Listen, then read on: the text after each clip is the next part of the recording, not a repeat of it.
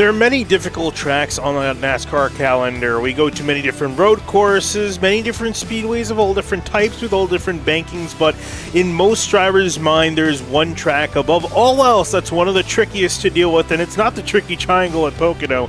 It's the track too tough to tame here at Darlington International Raceway. Hello, my name is Finny DeCuna here with Connor Horn and Hunter Sleppy. Gentlemen, I'm glad to be back with you here for probably one of the most anticipated races here for me, at least, watching these Pro Series cars head around here at Darlington.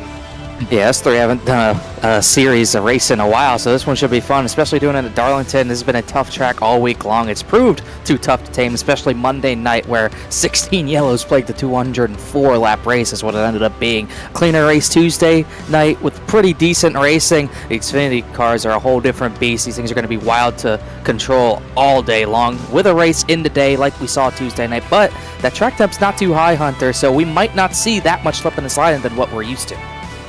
Going to be a good race overall nonetheless. Got tons of decent names up here. Got Justin Munsell at the top of the practice board with just a minute left over in practice, and Alan Elwood, James Scioli, guys that are known for running well at this type of racetrack. And you see after they're on the point standings, James Scioli 4 wins to his name this season, along with Jake Nichols, Shane Tyrion last week at Charlotte, and then Richard Thomas all the way back in Daytona, all locked in with a win. Connor Yurashak still looking to get that first win, plus 74 above the cutoff line, along with Hearn, Beckner, Bell, Furness, Brendan Bowie, and Greg Mitchell, along with Senesac holding the final playoff spot as we head into the Lady in Black. Yeah, that's a big thing too, right? Because we're getting down to the nitty-gritty in this season. So if you're not locked in, you really need to start pushing harder, especially the guys that are closer to 20th in the standings. You really need to start making that push. We'll take a look at the team standings coming into tonight. Got Low Dollar Racing leading the standings, and the interesting thing is they don't have a single win to their name so far. They've gotten really close, but not yet. David Weishart, 4 names to their win, but they're still lagging a little bit behind in the points. And then they got Physicus, Rev Motorsports, Sky Motorsports, Elwood Designs, Esports, IRLC, Powerhouse, Bowie, and Central United rounding up the teams. Yeah, one of the closest team points battles right now. They're only separated by 6 points, but like you said, Low Dollar Racing, no wins, considering as they're branded Miller Racing in the other 2 series. They've been pretty dominant, but not dominant that they are still on top of the points, still ahead of the 5-win DWR team. But last time we went out, it was Shane Therian taking that checkered flag, like Hunter alluded to, at Charlotte, which I believe was like 3 weeks ago now at this point. That was for Sky Motorsports, led 9 laps, a topsy-turvy race with tire strategy. It's kind of how we saw Monday night end, with tire strategy kind of dictating the win. Thank you very much. But we didn't really see that Tuesday night for the most part. We did see Jake Matheson on Tuesday night try some tire strategy. Did not work out. Too hard to pass, I think, Tuesday night for that to happen as we roll into qualifying, Hunter. But I think there's going to be much more tire wear if we get longer runs. These Xfinity cars, these tires will get chewed up, as Nico Garcia is one of the first ones to come out on track. Garcia is still looking for his first win of the season, as is all the horses in the stable for Low Dollar Racing. I was going to allude to the fact that they are atop of the team standings, even though none of their drivers have wins on the season. But you look at where their drivers are in the point standings. The lowest one in point standings is Mason Kingman. He's 14th in the standings. That just shows how fast and how consistent Low Dollar Racing is. And Yurashak only 34 points behind Jake Nichols in the driver's standings. But got to go back to qualifying as Nico Garcia goes through turn 2 in Finian. That's going to be treacherous all night. The exit of turn 2 and turn 4. Yeah, it really is. You can watch him wheeling this thing, even in the middle of 3 and 4. You can see him a little bit ahead, putting steering angle into the right-hand side, running around here. And I believe, if I'm not mistaken, these guys are going to have 2 laps here like they did on Monday night. Nico Garcia across the line will be the first driver to set a time down. He's going to be sitting up there with a 29.157. We'll see how the rest of the competitors can line up to that. Richard Thomas across the line. He's up to second place. It's a slow trickle of drivers. Not a whole lot of drivers heading out there at the moment immediately. And it is 1 lap only, like we had Monday night. Are you sure? I thought it was 2 laps Monday night. No, I hit the wall lap 1. That was all I had. Okay. I saw guys with 2 laps, and that's why I was surprised. I was like, wait a minute, I thought we were supposed to have 1 lap here. So that makes more sense. So 1 lap for these drivers. Alex Bell up to 4th, gets put forth actually immediately as Garrett Grant jumps up ahead of him. Ed Robertson out there in his lap in the 64 had a fairly miserable time on Monday night. Had some choice words to say. We think he's going to be hoping for a better run here on Thursday. Across the line for him, 30.105. He's going to be near the bottom of the list when all the rest of the times come on through. Jeremy Miller in the number 30. He comes flying out of turn 4. He's going to be starting his lap. That's my pick. No, I'm just kidding. He's my driver, though. And that's one thing. We still got to know some of the throwbacks. Not everyone running a throwback. That was a big slide in turn number 1. These drivers are going to be on edge with the cold tires. Only one lap of qualifying as he got really close to that outside wall. This is a Jamie McMurray throwback. He won with this scheme 2004 at Rockingham in the Busch Series. It was one of the few times this scheme ran with the number 30 on it. So Jeremy and I kind of like, though he almost in the wall, but we like the obscure schemes. I didn't really go that obscure, but this is kind of pretty obscure. There's only 5 pictures of this on Google as he goes up in 7th out of 11 to put a time down.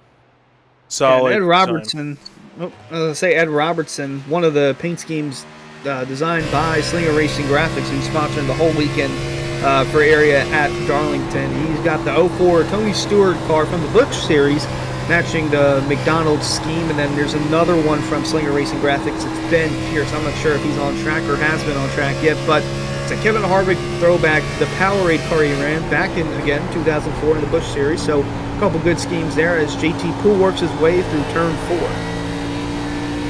Coming flying off of turn 4, we'll see if it's going to be a good enough time for number 26 car. You see him looking down, a bit of a shrug, wasn't too happy with it. Up to 4th though, so not bad, but I guess he's feeling it's not good enough.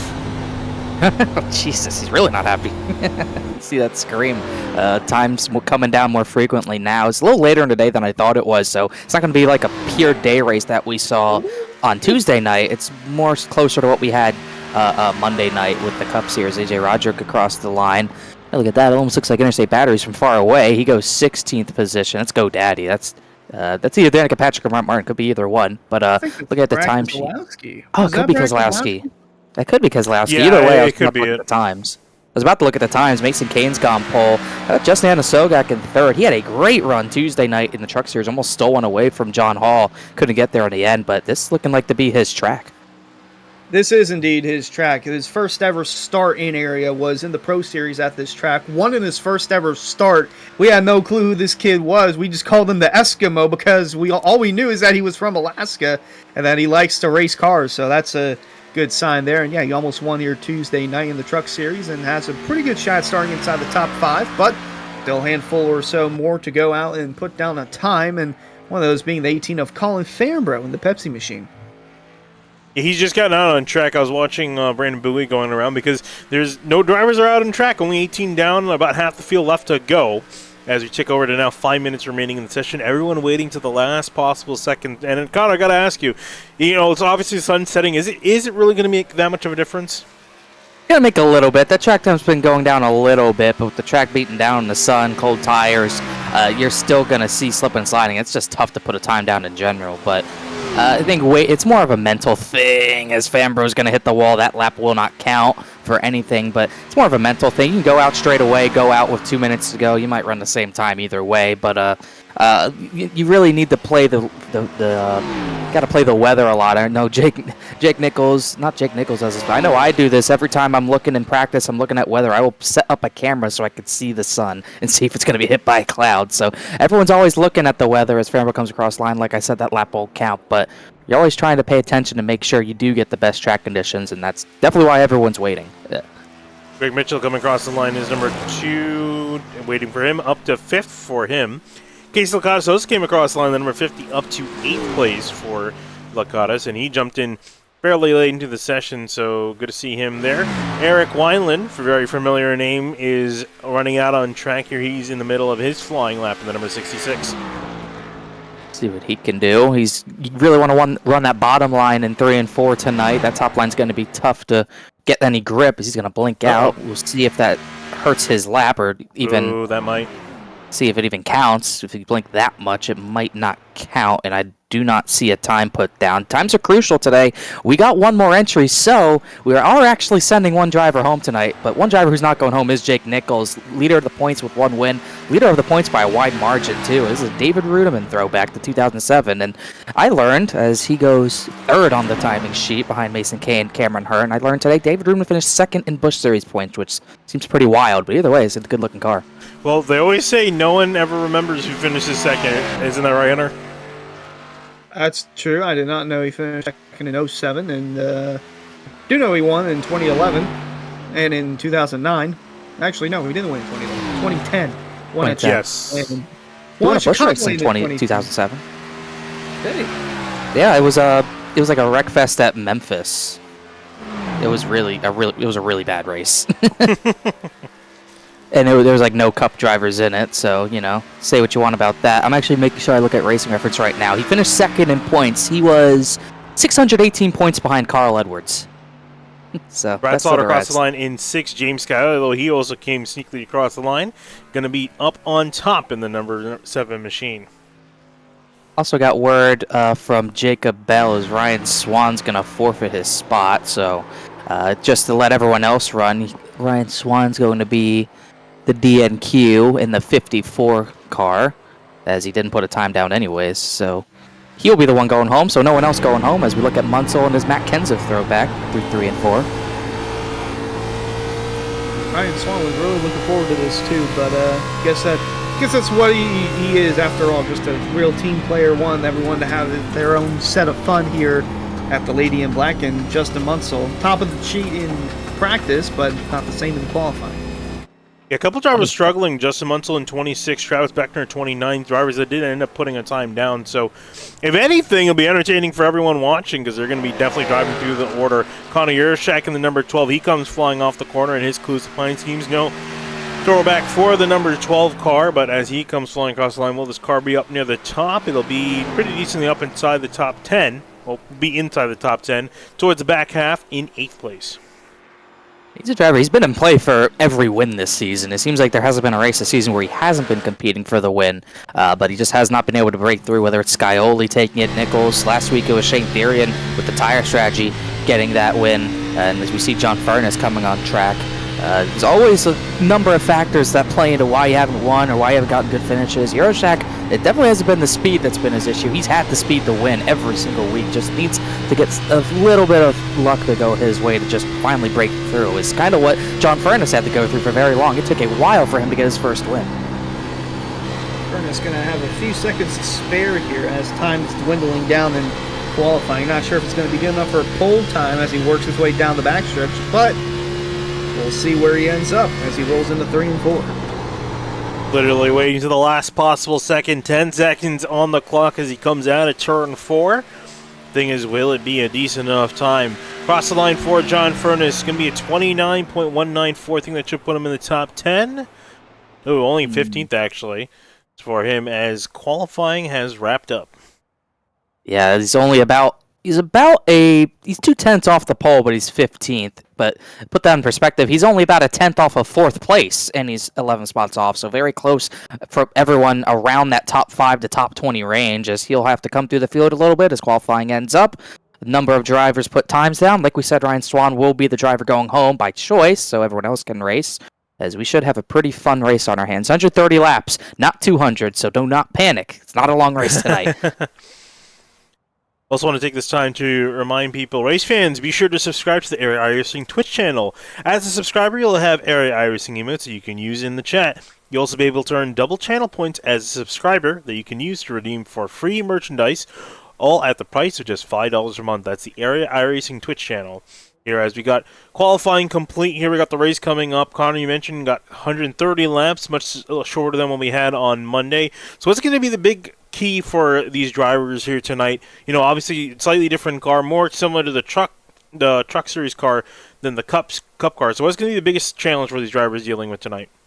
Well, obviously, track position is going to be the biggest thing you want. It's just how Darlington is in every single car. You need the track position, but more crucial than ever tonight is going to be the tire conservation. These Xfinity cars, they will eat the tires up. We saw 3 seconds worth of tire wear 3 weeks ago in Charlotte, so you can only imagine what it's going to be at Darlington tonight. This track chews the tires to the points where even extra pit stops might be in order just to make extra time.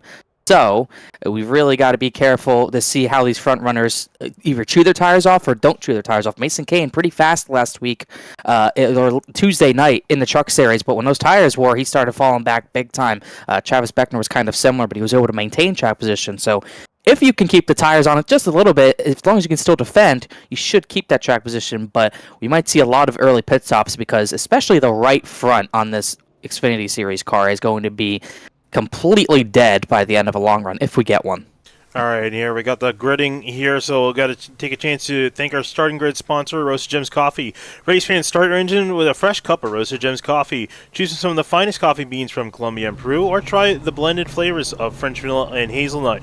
Use discount code area iRacing for 10% off your order at checkout at roastedgems.com. We got a big field of drivers here, so let's get through your starting lineup here on pole. It's going to be James Scioli in the number 7 machine, next to Mason Kane in the 31, rolling off in second.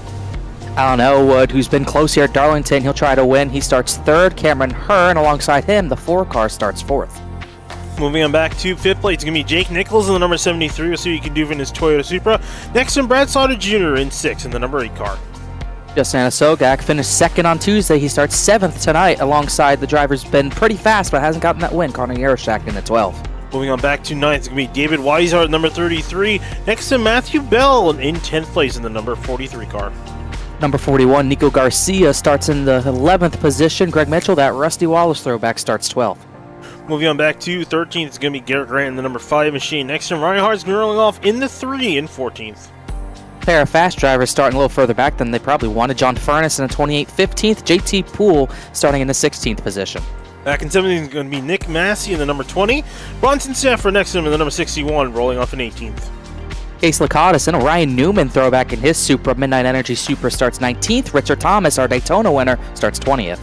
Moving on back to 24th, it's going to be Shane Abbey in the number 84 car. Next to him, Alex Bell is going to be rolling off in the 15 car in 22nd. Brody Falliker, he's missed a few races this season, but he's been rebounding as of late. He starts 23rd. Jordan Martin and one of the Germain Racing throwbacks, at 38, famous in the Busch Series, he starts 24th. Moving on back to 25th, it's going to be Bryce Senezek in the number 09. Next to him, Delonte Ballard in 26th in the 21 car. Danny Ware, the number 49, 27th position. Then Ballard's teammate starts right behind him. It's Jeremy Miller, that McMurray throwback I was talking about, starts 28th. Moving on back to 29, it's going to be Clayton Montgomery in the number 45 car. Next to him, Sean Petchin in the 69, rolling off in 30th. The Best Buy throwback, Justin Munsell, fastest in practice, but much slower in qualifying. He starts 31st in his field alongside Joey Chapman in the 60, 32nd. Moving back to 33rd, it's going to be Ben Pierce in the number 65 car. Travis Beckner next to him in the 34th place into the 27 car. The Powerade throwback we were talking about, Ed Robertson, that 64 starts 35th tonight. AJ Roderick alongside him starts 36th. Moving back to 37, it's going to be Steve Durham in the number 1 machine. Next to him, Brandon Bowie in the 23 car in 38th. 39th, Eric Weiland at 66, an open car gets in. Then Shane Thierry, and last race's winner at Charlotte, he starts back in 40th. Moving back to 41st, Eugenio Alonso in the 86 car. Colin Farmer rolling off in 42nd in the number 18 car. And then 43rd, our final starter will be Jeffrey Wilson. Ryan Swan not making this race. Full field of 43 drivers who are already going to green, and screw it, I might make my pick while I can. I'm picking Alan Elwood. He's hungry for a win. All right, Hunter, what's your pick? Yaroshak. You're a Shaq. All right, I'm going to go with James Scully. I'm going to be boring because this man's leading the field and dominant this season. Hey, I didn't have much time to make a pick. I got to make it quick here. And it's going to be potentially a quick 130 laps for these drivers. We will see as the green flag is out in the air here at Darlington.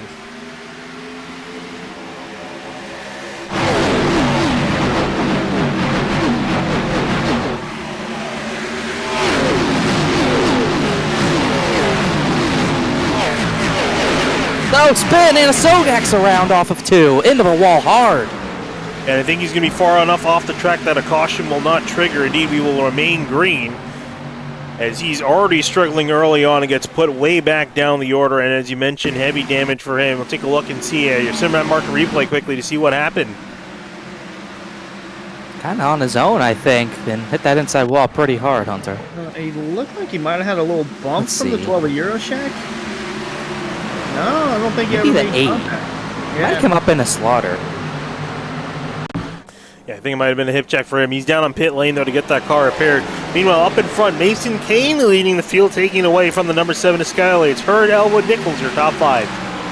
Yeah, those initial starts, everyone gets an even jump at it, so the leader can't really get a jump away. So that Mason Kane allowed him to run that top side and get it back from Scioli. So pretty important there to get the position as Brad Slaughter, Connor Yaroshak are going to be the first side-by-side battle on track. This is for 6th now after the 88's issues. And number 12 going to try and look to the outside. Meanwhile, a little further back, Greg Mitchell below the 41 of Nico Garcia with the 43 of Matthew Bell, not Richard Petty, but a nice throwback for the 43 as Euroshacks on the outside, and Slaughter's going to give him the edge going into turn 1.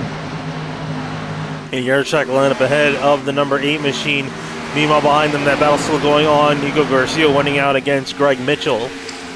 As Mitchell is still trying to make that pass on the number 41, he's going to look to the inside. It's so tempting to make that look. It's just a matter of executing. And here comes Ryan Hart's now trying to take advantage of the situation. He's looking around the top side. We already saw Yershak make that outside move in turns 3 and 4, and he made it work. We didn't really see a lot of moves up there when we were in the Cup car. We saw more in the Truck Series Tuesday night, but the topside 3 and 4 looks much more racy right now, but it's tough to do this through 1 and 2, but Mitchell gives him room and Hartz is through. Yeah, Truck Series, they were going 3 wide in the turns. I didn't even know that was possible, but they made it work somehow. As a little further back is the 37 Richard Thomas and the Kevin Harvick throwback running in the 18th spot, trying to take that position away from 17th Bronson Stafford. And 61, I haven't seen him too much today, and going to hold clear of that 17th position. Out of this fantastic battle for second place, Skyly, Hearn, Elwood, all nose to tail. A little bit of a gap ahead to the leaders, but essentially it's a top 4 breakaway. And really all 3 of these guys have been catching back up to Mason Kane in 31. Yeah, Mason Kane, like I said, Tuesday night, his long run pace kind of faded. He had good short to mid run pace, but he was pretty off pace as we got the tires worn out. We'll see if that's different and cleaner this time tonight. And like you said, it is a 4-car breakaway. Jake Nichols, I know he saves tires. He really values saving tires, so I'm sure he's letting those top 4 go right now. But it's got to be careful because Connor Euroshak is pushing hard to get back to him as Hurd looks outside through 3 and 4, trying to get that run on Skyoli, but nothing doing yet. And there's back to the 3 of Ryan Arts running the Dale Senior Gold Bass Pro Shops throwback scheme, but with Ben MGM on the car, and right behind him is Greg Mitchell. The old Rusty Wallace throwback for the number 2 running in the 12th spot. Oh, that's such a good look at the car. And then here's some Mellow Yellow and Richard Petty action. Matthew Bell in the 43 running in 9th. And then in front of him is not Brad Slaughter. That's David Weishart in the 33 Mellow Yellow throwback. In front of him was Brad Slaughter. Back here, though, Richard Thomas on the downfall. And we'll see a replay of what happened to cause him to lose so many spots. Yeah, it looks like maybe hit check or contact with the 61. But had some contact entering turn 1, and he went spinning off to the infield. He's able to recollect it, though, but lost quite a few spots. I just saw him tumbling down the order. I had to find out what happened to him. Oh, and he's going to get turned for turn 2. And that was him and Joey Chapman getting together. Look out, everyone else. I think everyone's going to miss him. Caution is out this time. Wow, that was close. Well, that was a perfect cut if I've ever seen him back to the live shot. See what happened to him. Just a squeeze out of turn 2. Kind of saw that happen a few times this week. Chapman gets away with it a little bit. Richard Thomas not so much. Trying to find, there's Joey Chapman, trying to find where he is on the timing and scoring. He's riding on board with the number 60 car. We'll see how much room he gave. And yeah, there's not much he could really do there, I don't think. Ooh, I think Ben Pierce who barely got through. That was close. I want to take a look at what his point of view in this. And it's hard to with that sun as well, that glare. Oh. It makes it significantly worse, and you're just able to avoid calamity. And just barely able to, as we get about 9 laps of green flag racing in, and that will bring our first caution, our first set of yellow flag pit stops. Bronson Stafford from 17th. He's the first one to come down, but not too many follow him. Yeah, just need to note the 4-car breakaway from the early stint there with Mason Kane. Skyley looking for his 3rd straight win here at Darlington. Cameron Hearn won the season opener. Well, actually, I shouldn't say series opener back in season 1 when area first began. And then Alan Elwood, the season 2 winner from Darlington. Has been a while since Elwood's been back in victory lane. So all these guys eager to get their first win of the season. Well, other than Skyoli, but Mason Kane currently leading. Sorry, Justin Anasogat got the lucky dog. He came around. He might have even hit Mason Kane out of turn 2. Oh boy, I gotta take a look at that and see. I don't think there was any damage, but that was insanely scary. Look at this. Whoa! Oh, he hit the wall himself. Yeah, he hit the wall coming around. You gotta yell coming outside or something, but he gave him room. He just ran out of it. Look at this. That could have been really bad. It definitely could have been really bad. Not every day you see the lap car take out the leader under caution, but I mean, hey, I've seen fire and I have seen rain. I mean, if anything, it would have been, I feel like, more fitting if we had, where is he? David Weiser? David Weiser running the yellow mellow car. Hit the pace car. Seen sunny days I thought would never end. It's funny. He put that throwback in the paint scheme chat in our area Discord. Join that, by the way, if you haven't. But he put this in a chat. The picture of the old car, it wasn't to the Kyle Petty car. He posted the when Larson threw back to this car. So I don't know if it's a throwback to the Larson throwback or just a throwback to Kyle Petty. I think it works for both, though. So either way, it looks nice. Trying to go through the field here since we're under caution. You can get a whole really particularly great chance to look at some throwbacks. Nick Massey, I don't think this is a throwback, but good to see Nick Massey back in the field. Ryan Newman throwback? Might be a Newman throwback. That's as closest I can come to it. I know the 50 is definitely a Newman throwback for sure. As JT Poole, I know he put this in chat. I just don't know which version of this scheme it is, because it could be Kyle Busch, it could be... Yeah, that's what I initially thought, Kyle Busch, but it also could be Casey Mears. I think more Mark Martin. 09 Mark Martin. Oh yeah, 09 was Mark Martin. That is what it was. That is what it was. That's funny. Like me and Kyle Tuesday night. I think Mason Kane's throwback is like the 51 truck that Kyle Busch always ran, but it was a Shane Sieg throwback because Shane Sieg ran that truck, and we're like, oh, okay. Nice Jimmy throwback. Shane Abbey always throwing back to Jimmy Johnson. That's so weird to consider Jimmy Johnson a throwback. It's not even like the original low scheme too. It's like one of the later ones. But I actually kind of really like this kind of iteration of the low scheme. Although the classic one is always classic to me. Yeah, obviously these are a little more of a reach, but also I had drivers throw back the 3 years ago to themselves, so I can't really complain too much. Shane, but that scheme's probably 10 years old at this point. It might even be 11 coming this year, so I think it counts. I like the schemes that are obscure, like Brad Slaughter Jr.'s. I think that was a Ducks Unlimited Dale Jr. scheme that never ran. It's pretty funky, but it looks good. I was going to say, I never recall ever seeing this paint scheme. And I know I missed out on some paints, but definitely an interesting color scheme. Gotta say, for the number 8. Euroshack throwing it back to his Daytona opener. Yeah. I mean, hey, technically it's a throwback.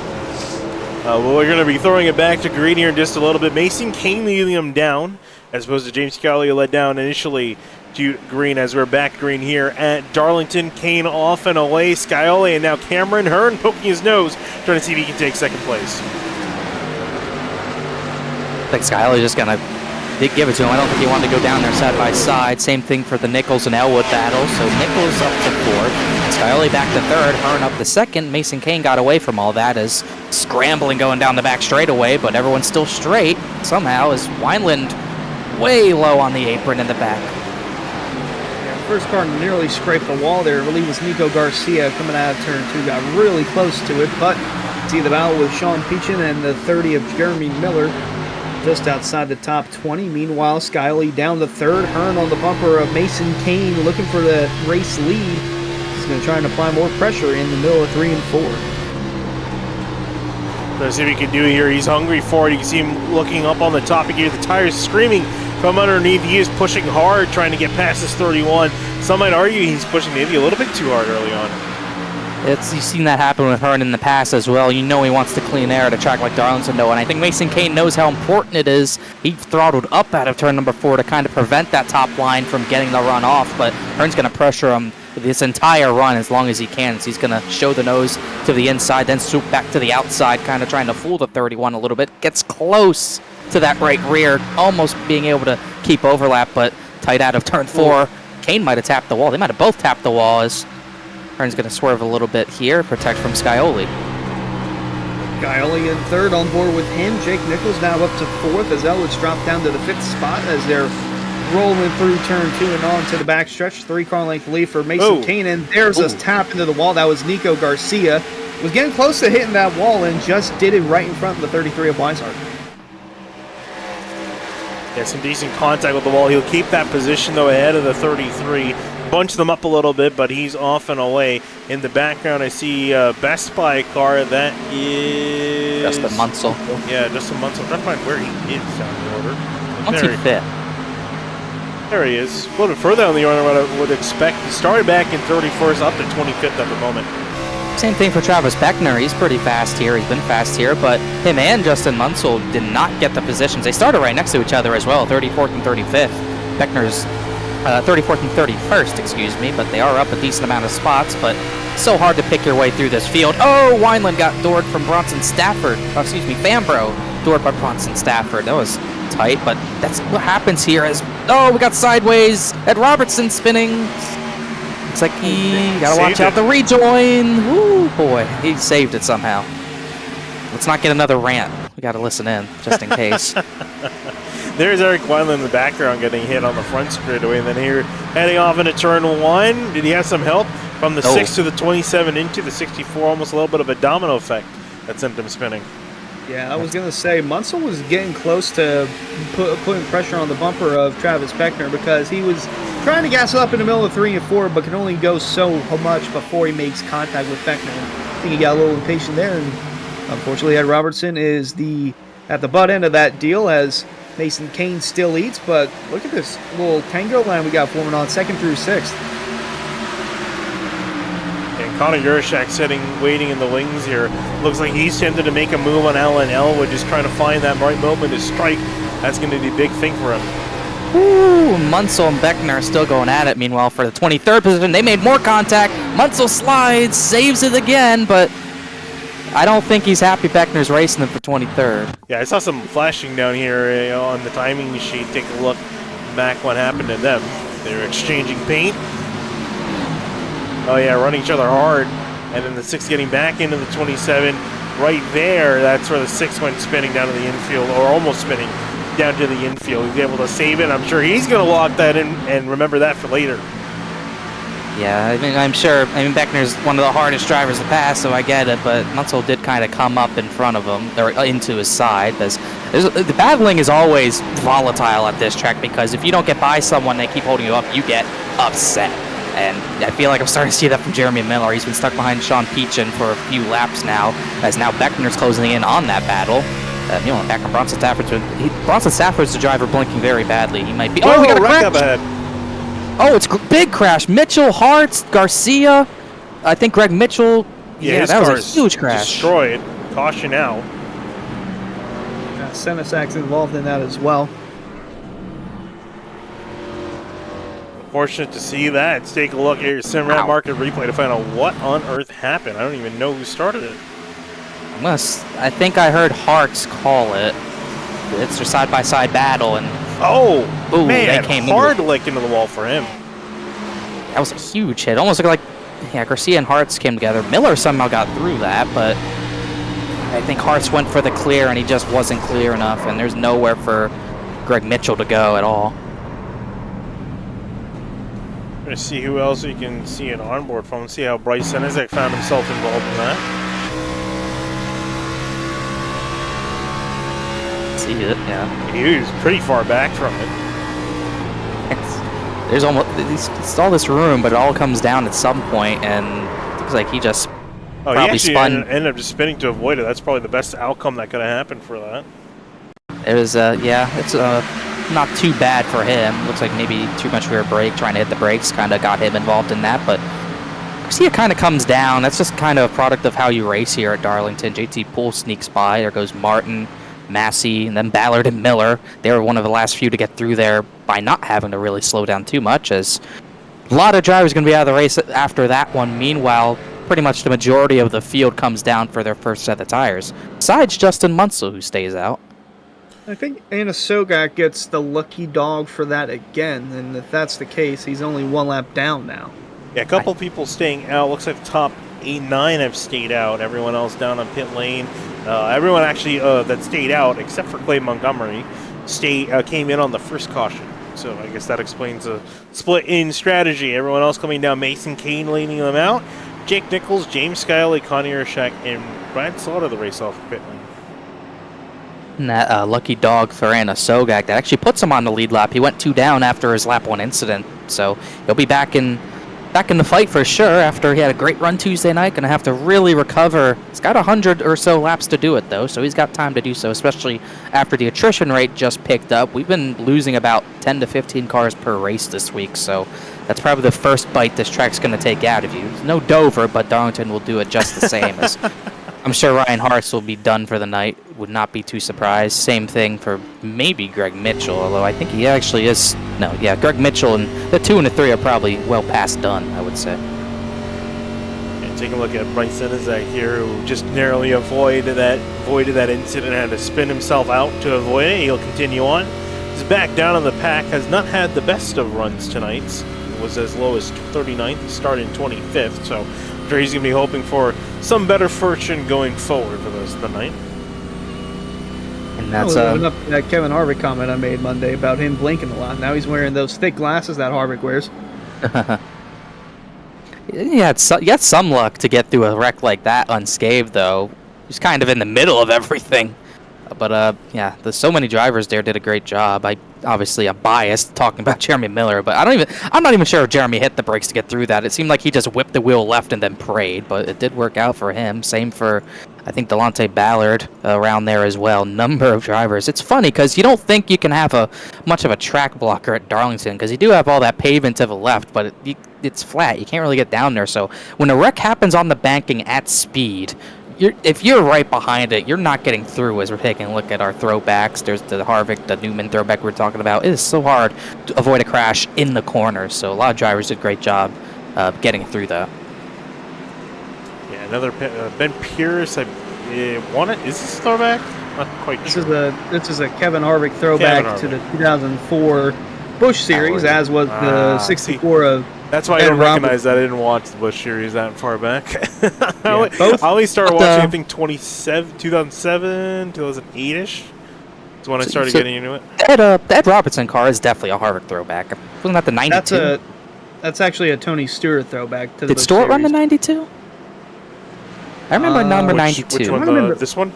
Ed Robertson. No. I know that one. I've seen that one. This is not to the McDonald's car? Yeah, this is definitely McDonald's car. 2004 Tony Stewart in the Busch Series. Really? I believe that was was that the 33? No, I looked it up. No. It is the 92. Tony did run it.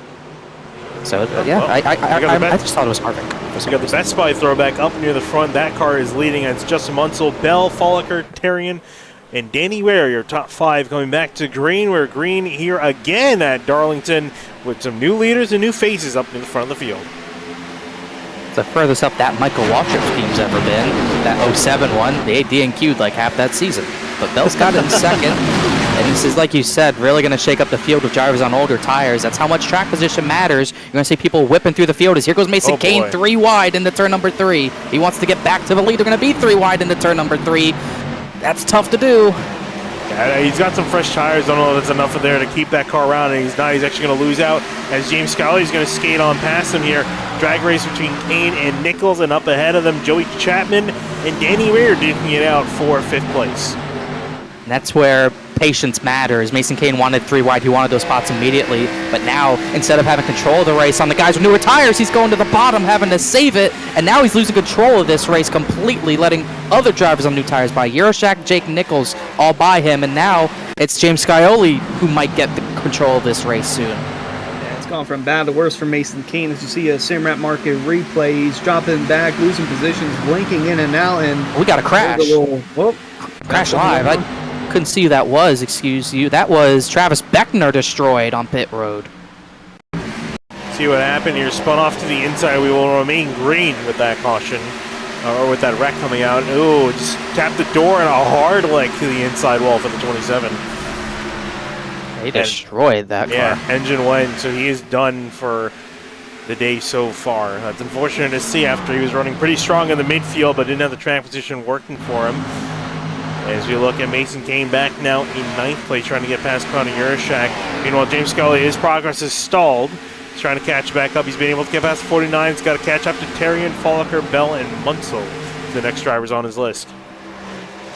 Everyone else single file up there for now. First side-by-side battle Brett Slaughter Jr. and some other drivers getting through Joey Chapman, who's on an older set of tires. Slaughter and Hearn passed them into turn number 3. And we're seeing more side-by-side. It gets tight when this happens. It's Matthew Bell and Bronson Stafford. David Weishart kind of stuck at this point. Further back than that, Shane Abbey's getting by Delonte Ballard.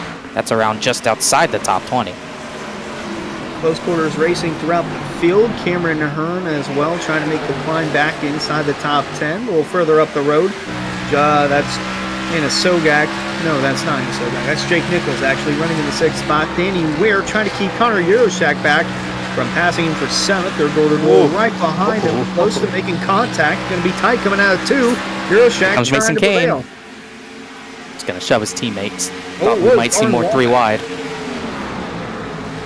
And looks like 31's going to lay off there for just a moment, going back a little bit further. JT Poole leading Bronson Stafford, Garrett Grant in their little battle in turns 3 and 4. A lot of stuff's kicked off now. A lot of drivers starting to get a little bit more aggressive here. Bronson Stafford, he's been dropping back after he stayed out under that last caution. He's one of the furthest drivers back, those that stayed out. Kane tapped the wall, but he kept the spot, so no goodness. drama there. Oh, that's an issue. Stafford in the wall, I think. He's been... Jeremy Miller in the wall, actually. Jeremy hit it as well. Doesn't seem like the damage. Him and Sean Peach will not stop battling. It's probably going to end badly soon, but Stafford's been blinking very badly a lot of this race, so we'll see if it gets worse. There's more contact. Miller back in the wall as they're all scrambling, trying not to go through red, because you really don't want to have to go 3 wide. Miller is going to hit it again. Look out. It's going to save it. Holy Barely cow, gonna how are save these it. guys not wrecking? I mean, Bronson Stafford at the wall a couple of laps ago, so maybe it's still evolving from that, but close call here for Jeremy Miller. Tapping the quarter panel of Colin Farnborough, and everyone keeps it straight for the meantime. Makes it look easy. He's still on a battle. It's not giving up yet.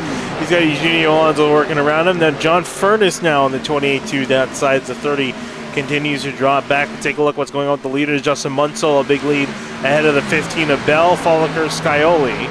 And then Shane Terrian rounding out your top 5. In behind them, Jake Nichols looking to the inside of Shane Terrian, and then beautiful number 9.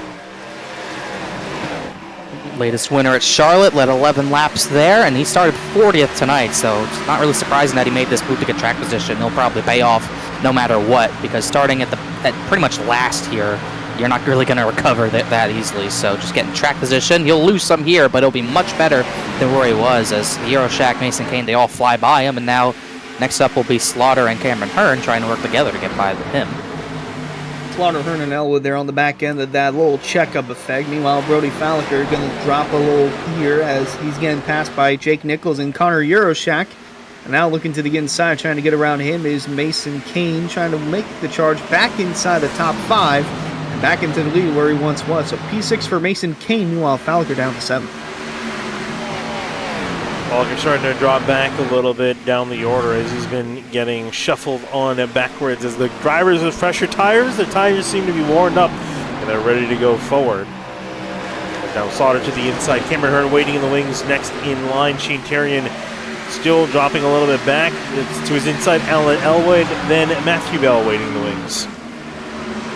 Oh, only Mason Kane thought he'd get to the inside of Alex Bell there. They almost hit, but they'll be fine. Bell now really starting to fade here. But Justin Munsell, he's still out to a pretty decent lead, so it's going to take a little bit for Skyler to get to him. Meanwhile, everyone's still battling behind all that. Slaughter gets by Alex Bell now. Now Brody Falliker, Alan Elwood, that's for 9th. They're side by side, and Hearn's going to get under Bell out of turn number 4 and make that pass into turn number 1 most likely. There's a pass you see right up the road. Hearn up to 7th. Bell down into 8th and getting caught up quick by the 10 of Alan Elwood, who made the quick climb inside the top 10. Falliker holding on to that 10th spot as a little further back. That's the 60 of Joey Chapman and making contact with the turn 1 wall. Oh, that Licata standing the wall back there? No, it's another black car. I think it's Steve Durham. Steve Durham, yeah, it's so hard. It's always the trouble when it's throwback week. It's hard to tell who's who. Steve Durham in the number 1 car. Bit off the wall, bit off the pace. Just ahead of Case Licatis in 35th. Meanwhile, that battle for the lead, they already caught Justin Munsell. Skyler's all over the back bumper into 3. He's just going to dive inside. He'll probably have the spot before the exit of turn 4, so that 7 car, after taking tires, getting by Mason Kane, is going to take control of this race, but Jake Nichols is going to be the next driver to follow through and get to the 2nd position. Then it's Euroshack trying to stay in line with those two, trying to stay with them. Mason Kane kind of struggling to keep pace with those 3 currently. Euroshack. Oh my gosh, Munsel's going to give Euroshack the spot in 3rd. That was close there coming out of the turn. A little further back down the road, you see Matthew Bell peeking to the inside of Alex Bell for 9th on the racetrack. So we got a crash. In the 3, Jeremy Miller is one of the cars around. Back into traffic. Oh, gets hit by Ed Robertson. Heavy damage further to 64, and the caution no is caution. not out. What on earth? There is no caution. Man, I swear, the lines at Darlington for the cautions are so... Oh, this is down the straightaway. Wow. It looked like Furness kind of just split the middle and messed up.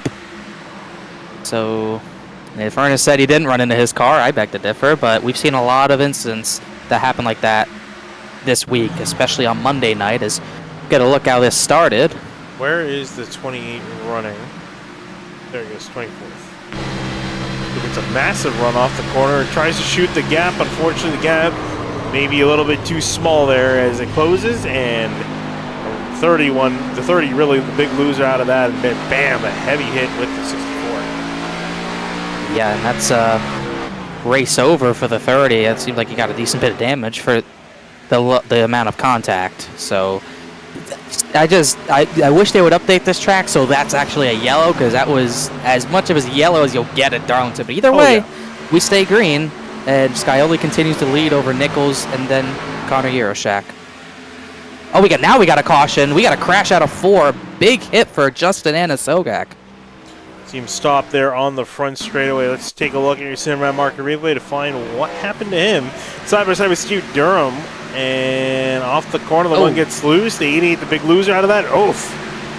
Big wreck there. And if I'm not mistaken, those two are teammates. Yeah, that was about to say. I think those two are teammates, but they will not be. I'm sure that will be one to talk about. Very awkward in the Discord channel. In the driver's meeting. Yeah, that's second hit for the 88, and he's not getting away with that one. The engine completely blew, and that's a horrible hit. Yeah, that car's done. That was almost identical to what happened to Travis Beckner. Yeah, that just something about, I think the stability of these Xfinity cars. It makes it a handful off the corner, and then when someone kind of loses the back end, they swap back ends as Slaughter's going to come down pretty early. Surprising to see a tire set used already, another one. But when these rear ends get out of shape, you kind of start swapping them, and that correction back into someone on your inside can easily happen, as Slaughter's going to bring down most of the other drivers who didn't hit last time, like Justin Munsell. Yeah, there's a couple of drivers staying out. Not a whole lot. It's about I almost want to say it's almost 50-50 down the field. Yeah, there are a lot of drivers about 25th on back pitting, so it is kind of a little bit of a split. So service down for drivers on pit lane, getting themselves sorted out. Brad Slaughter leading that charge. It looks like he's going to be cycling out to around 16th on the racetrack. Skyly, Nichols, Euroshack, Kane, Hearn, Elwood, Bell, both Bells, Matthew and Alex Bell. Jordan Martin, Shane Abbey, top 10 staying out. Then it's going to be Brad Slaughter, Justin Munsell, David Weiser, JT Poole, Garrett Brandt, the first 5 drivers off of pit lane. I always love a splitting strategy. Makes things interesting, especially seeing these guys with quicker tires trying to climb their way back up through the field. Yeah, it's going to be tough because I don't think the tire difference is going to be as big of a difference. Scioli on that run, his best lap was a 29.487, and then his last lap at speed was already at second off that, so maybe we will see more tire wear come into play than we thought, but even then it's still going to be tough to make those passes work, even with a big tire advantage for Slaughter and others.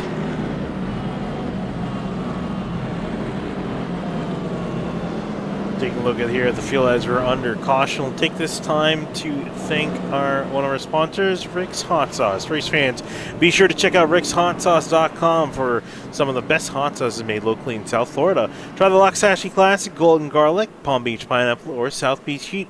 Follow the Rick's Hot Sauce Rookie of the Year battle in the Area Cup Series. See which driver will take home the $100 prize as the highest finishing rookie in the point standing. That's rickshotsauce.com.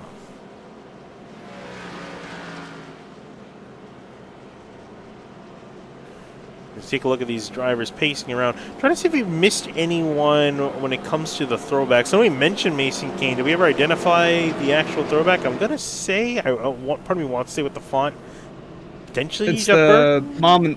I think it's the mom and pop scheme. I don't know if it's a mom and pop scheme, but it's definitely a Dale Earnhardt Jr. throwback to 97. I saw it posted earlier. I've been trying to keep track of what's posted so I know. We usually mostly know. Yeah, he posted in the Paints chat. That's a Wrangler car, at least it was. Yeah, okay. Honestly, it looks more like an AOL car, but looks pretty good regardless. Trying to look through. Saw this. Bell. We mentioned this briefly, but yeah, this is another Michael Waltrip Racing throwback from that same season, I believe. Jordan Martin's right there. It's that Great Clips 38. Not sure which variation. Rowdy Energy, which has just gone out of business. No, that's not a thing.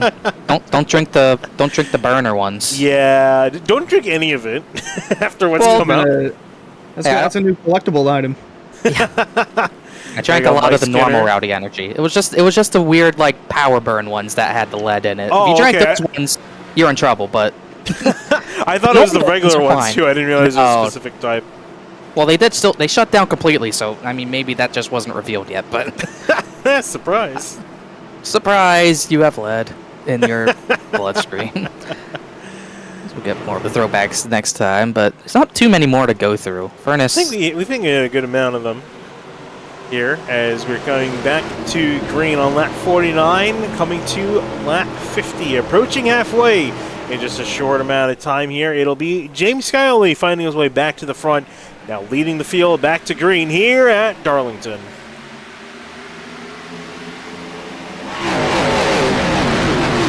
On the apron, he's just getting out of the way, it looks like, and they're dooring for second. Euroshak and Nichols, they've gotten aggressive with each other. Oh, Nichols is in the wall hard, and he's crashing. Oh, big crash on the back straightaway, a hard hit to the inside.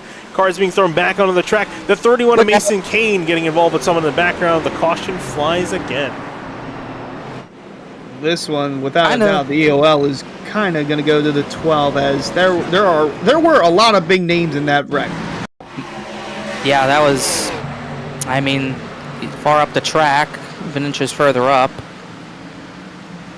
The 73 does kind of come down. It's just so hard. That was 4 contenders for the win in one wreck right there. Kane, Hearn, Elwood, and obviously the 73 Jake Nichols. Kane had nowhere to go after 73 got put in the wall. Neither did the other 2 involved. Oh, man, a hard hit for Cameron somehow. Hearn. Oh, wow, Falliger did a good job. Somehow no one else might have been in that. But the 31's definitely done. That 73's got pretty big damage, but he might be able to continue at least. But 31's toast. Watch this hit. Right there, and then right here. Oh, yeah, the 4's done too. That was a hard hit. He got the worst end of all of it. They're right on board with Cameron Hearn. See here, just all checks up. You didn't even see him until he was in the wall. So there's no chance to react. Trying to find someone from further in behind that got a good piece of this. Alex Bell just trying to drive on through. Oh. Again, it's so hard to see through with that glare coming out of the sun from turn 3. Narrowly able to avoid it. EOL does go to Connor Yeroshak, by the way. Oh, and here comes Jeremy Miller trying to sneak his way on by. Oh, he almost make happened sure he again. doesn't hit the 15 of Alex Bell.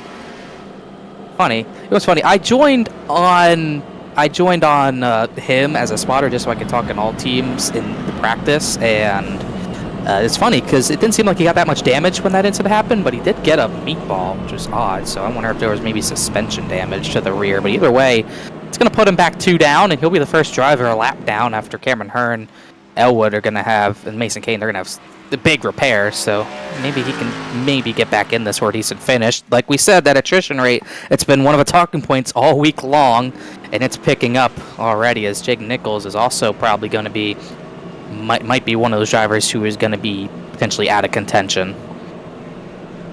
Took a big hit. Mason Kane's definitely done. Yeah, the attrition rate is definitely climbing. Everyone from 34th on down, with the exception of Jeremy Miller and Greg Mitchell. Actually, Greg Mitchell's somehow back in this race. Back at 41st, but hey, we talked about it, that attrition rate. As long as he can get out there, keep that car running, has a chance to make up quite a few spots. It's actually well repaired, too. I'm not sure how that happened, but it doesn't even look like there's much of a there is scratch on something, Kyle was talking about this the other night, too. There's something about this new damage model where it's just it's a little too forgiving as far as how much you can fix. I'm fine with fixing the car, but you should not be able to fix it to near perfect. Almost the way it rolled off the truck.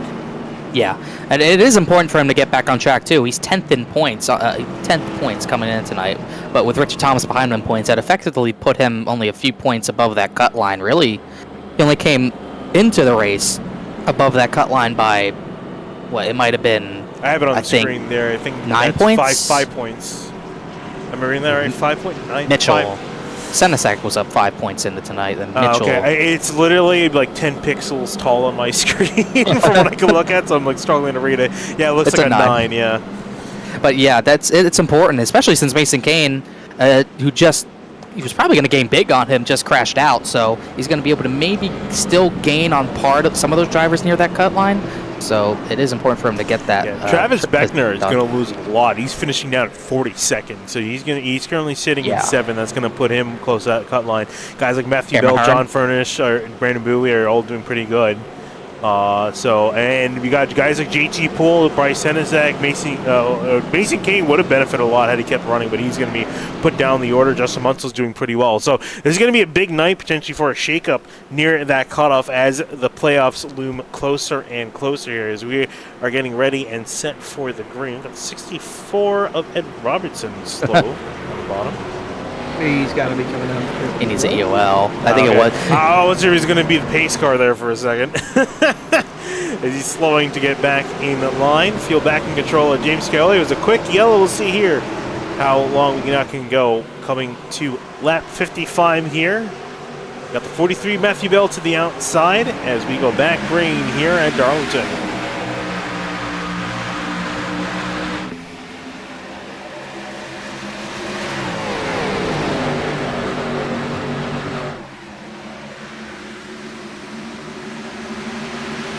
Mason Kane's in the wall in turn 2. He actually got back on track, but I don't think that suspension's working at all, so not sure how long that's going to last. Meanwhile, at the front, Scioli's clear of both the Bells for that top position as we got a Bell battle for second. Now Jordan Martin is in 4th, but Shane Abbey's found his way into that top 5 position, albeit with some front-end damage. Yeah, a lot of new faces entering the top 5 and top 10 as Slaughter is looking to the inside. Sean Peachin up to 7th after all the calamity that's gone on. Then Justin Munsell back inside the top 10 with the 28 of Furnison in that 10th spot as Slaughter's looking to the inside of Peachin going into 3. Going to be close. Peachin having to back off up on top there. You can see riding on board with Justin Munsell here, working to that inside, trying to see if he can get up to 8th place. Drag race into turn 1 for both of these drivers, and looks like he's narrowly going to get on by Peachin now. Going to be side by side with David Weishart, the 33, trying to work his way on past JT Poole, just making a path on John Furnace up ahead. And whoa, how about Garrett Grant going aggressively looking to the inside? Hey, he could. I saw a tweet. If he gets like 33rd, 40th, or 43rd, it goes towards him getting every position ever in area. But it's running well, so it's probably not going to happen tonight. As here goes Munsell by Delonte Ballard. That's going to be for 7th. So the top 10 or so gets single filed out, as we still got that battle with Grant and Peachin. So Grant gets by. Now it's Furness and Folliker side by side. Indeed, as you see Slaughter to the inside of Abbey, looking to take 4th away, and he'll do just that. So move him up another spot. Abbey down to the 5th spot, and right behind him is Alex Bell. The oldest tires in the field amongst drivers. 47 laps, going to be 48 for the Alex Bell machine, as he's got Munsell closing in on him now. Weishart up to 8th, Poole 9th, and Delonte Ballard. Haven't talked too much about him. running inside the top 10. Solid run for the 21 car. Take a look now, and behind you saw the 15 get passed by the 6th of Justin Munsell. David Weiser, JT Poole here. Ooh, and Brad Slaughter, I'm just seeing an exchange position between himself and the 38 Jordan Martin. Gotta say, after pitting and having that crash happen and avoiding it, this really, you know, I'm trying to find the word, it really accelerated his progress through the field on fresh tires, already up to third. He'll probably get Matthew Bell out of turn number 2 for second and take this lead away from the 7 of Scioli pretty quickly. Same for Justin Munsell. As we see the 15 of Bell continue to lose spots, him and Delonte Ballard nose and tail, and right behind these guys, Brody Fowler underneath Sean Peacham for the 14th spot. Going to look to claim that in another position. Looks at, oh, Bell in the wall up there. Going to be a little bit of a checkup. This guy's looking to go below him. A bit of contact between Bell and I think the 21 and Delonte Ballard, and that 15 is starting to drop like a rock, and the reason is, if taking a look at how many laps it's been, nope, not that one. Nope, that's broken. Okay, I'll fix it. I'm clicking the button that says stint, and it's showing lap sled, so not my fault. Blame Kyle, who's not here tonight. He's currently in Las Vegas. But what I was going to say, take a look at, is that Bell has been out there for 50 laps. He's got the oldest tires in the field at the moment, so that's why he's dropping down the order and dropping quickly back to 16. Yeah, second to last yellow, I'm shocked he didn't pit on. He'd be in a great spot if he did, because Brad Slaughter Jr. has taken that lead away from James Scioli and is starting to pull away. And next in line will be Justin Munsell, who's closing in on Scioli for that second position. New tires coming to the front just about as we get the halfway. 2 weeks in a row that newer tires working to the advantage of Brad Slaughter and even Shane Carey cracking the top 10 as Munsell claims second now. So new swap for the second spot. Meanwhile, side by side in the middle of 1 and 2, making contact is Jordan Martin. Made contact with the 26 of JT Poole. Keeps it straight, but going to lose a few spots. Yeah, he's going to drop back down to this little bit of a train, back to 9th place for him. As you look at everyone working their way through the drivers with slower tires. Ooh, the 26 of JT Poole getting very close to the back end of Matthew Bell in the 43 car. Taking a look at GT Poole here, riding on board with him. Trying to catch up to David Weiser, and now James Scioli is starting to fall down. Yeah, this is really going to be bad for Scioli and others who stayed out if this goes green a while, because you're just going to completely kill your track position near for the end of this race. He's going to lose out to Weishart. Here comes Poole. I think Matthew Bell just got a tap from Garrett Grant. So Grant and Shane Theron are going to go by the 43 car in the background of this.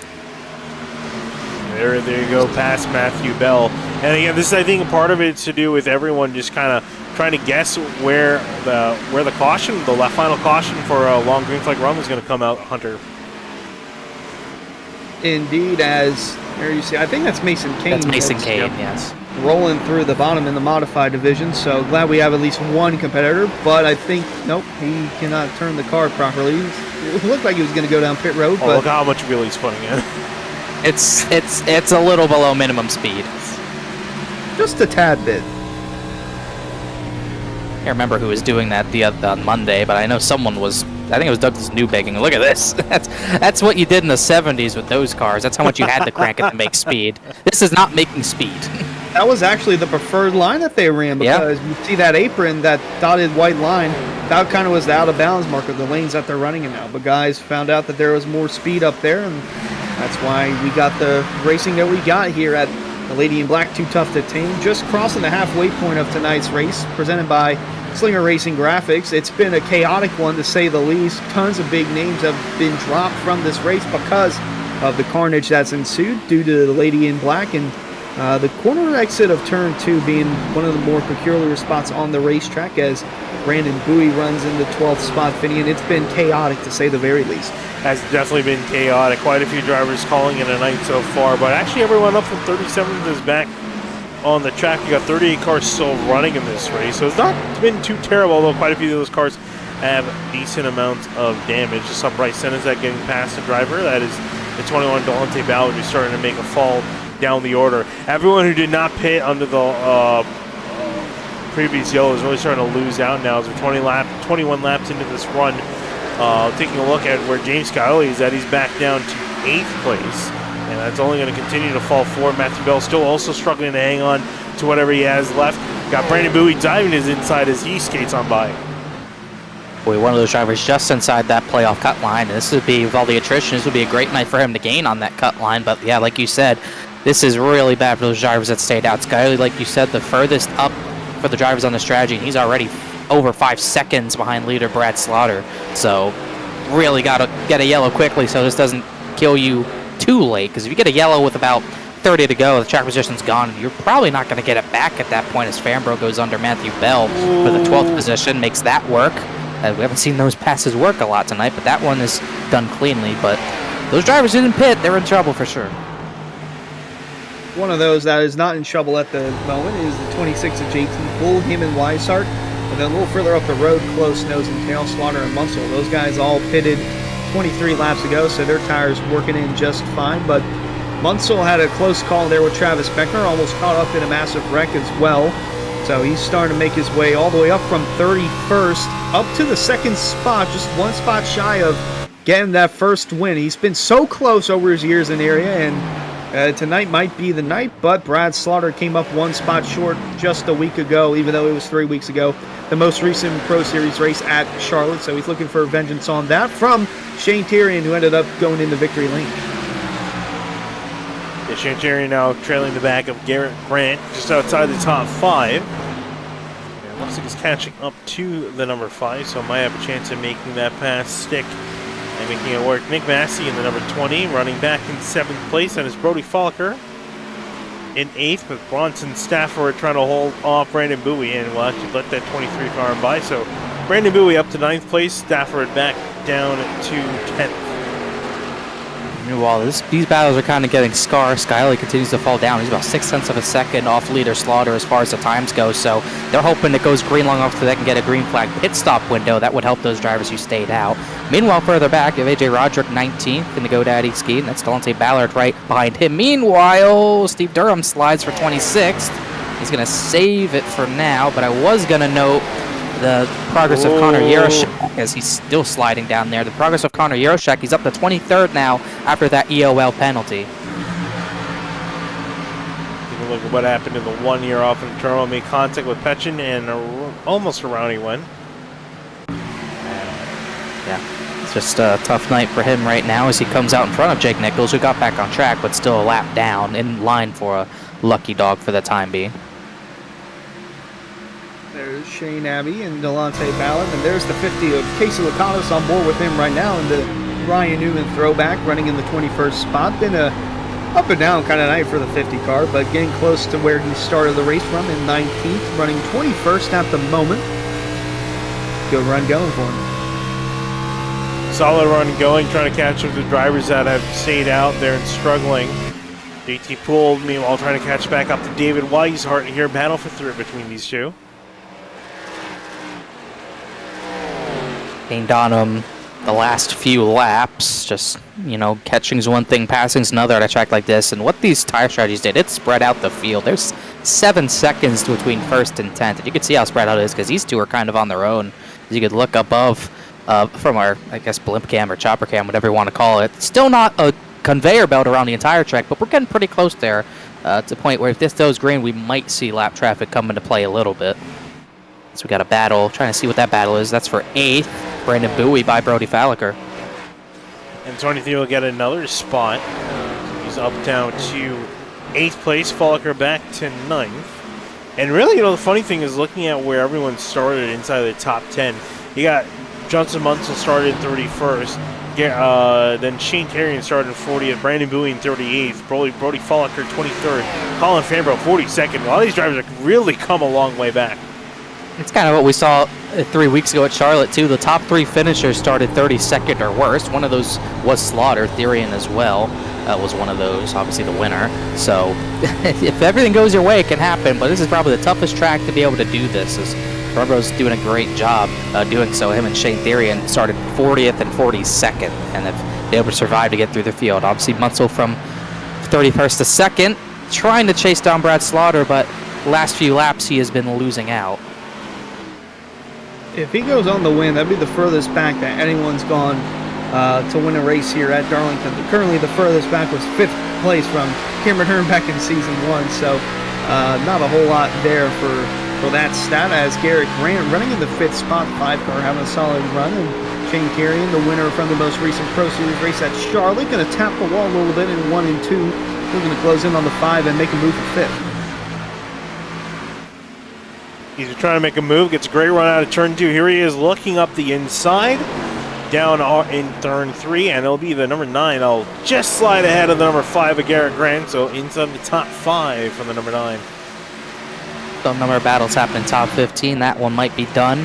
One that's maybe done now, Bryce Sensac gets by Joey Chapman for 12th.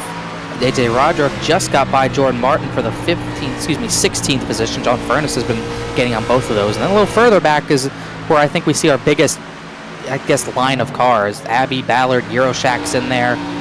The teammates Lakatos and Alex Bell. So it's about as packed up as it's going to get in this, how mixed up this is right now. There is Euroshack looking to the inside. Going to go for 20th on Casey Lakatos, I believe. No, it's Dante Ballard that he's going to the inside of. There is Casey Lakatos now and going behind.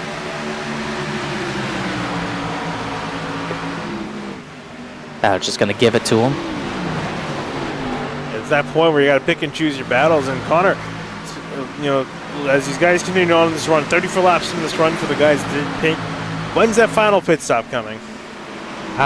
50. Oh, Peachin just killed the wall out of turn number 2, but he's going to keep it straight. So I guess never mind that for now. Meanwhile, yeah, I don't think you want to pit with 50 to go because that is a long, long run to the end. But I think we see the next 15 or so, we might have to see some of those drivers who stayed out last caution come in. Those drivers who pit, yeah, that was a big hit.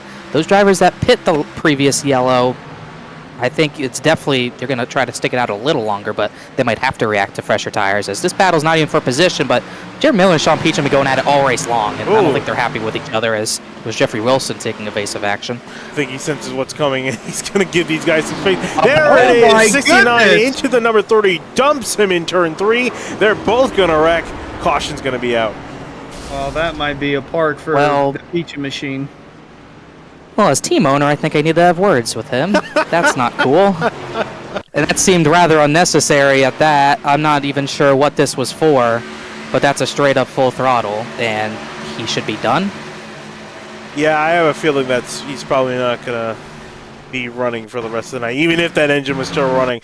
Let's rewind it a lap, because I think this started around here. There's a bump in the 30, and I think this is when he hits the wall, the number 69. There he goes. He hit the wall. Here comes the number 30 back on the run to the outside.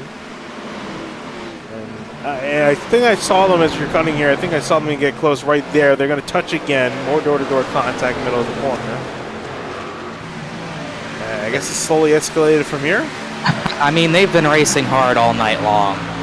I mean, this is obviously not for position, but Peachin's been holding up people this entire run for what I've seen. Jeremy made that pass rather cleanly. All the contact in this battle was strictly from Peachin's end. Yeah, it almost looked like he tried to do something there. I saw him hit the wall in turn 2, and I had a feeling this is coming. This is right here. That was the result. That is one angry Louisiana dive bomb. Yeah, it doesn't take much talent to do that, but, you know, I try not to be biased, but it's kind of hard. It's hard pill to swallow. He is 40th in points, so not much to battle for him.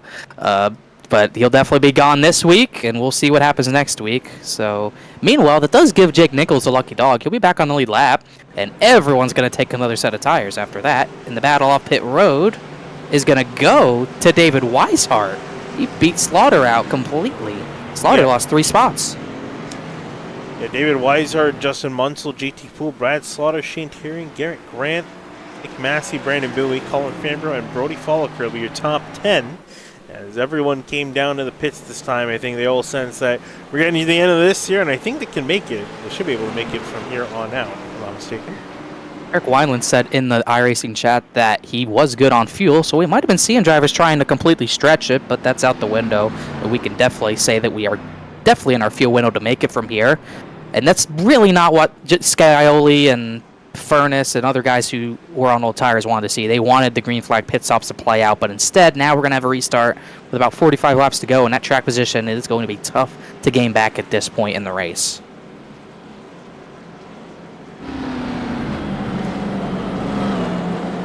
And I think we're going to take just a quick moment here before we go back to green, take a little bit of a break. Right back for the green.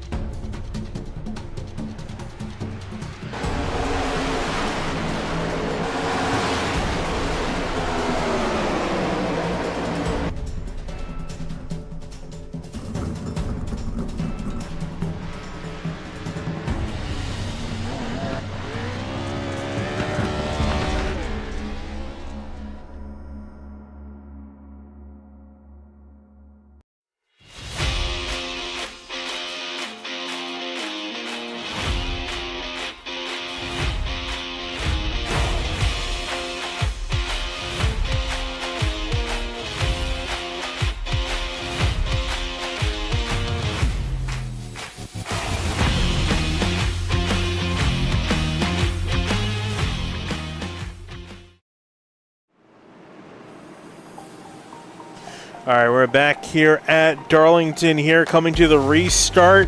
We have just about over 40 laps to go in this one here, and it is starting to heat up. Everyone's come down to pit lane. Everyone's got some fresh tires on.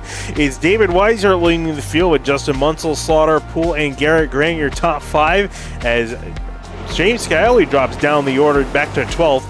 So this, guys, I think it's going to be a great end to this race.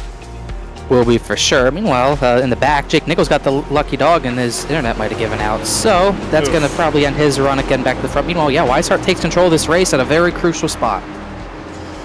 Now let's see what's going to happen here. He picks the outside lane, leading him on down as we are back green here at Darlington. Justin Munsell not the best of restarts, but Brad Slaughter in behind. He's going to try to make his way on through the second. Going to be tough. We've seen this end badly.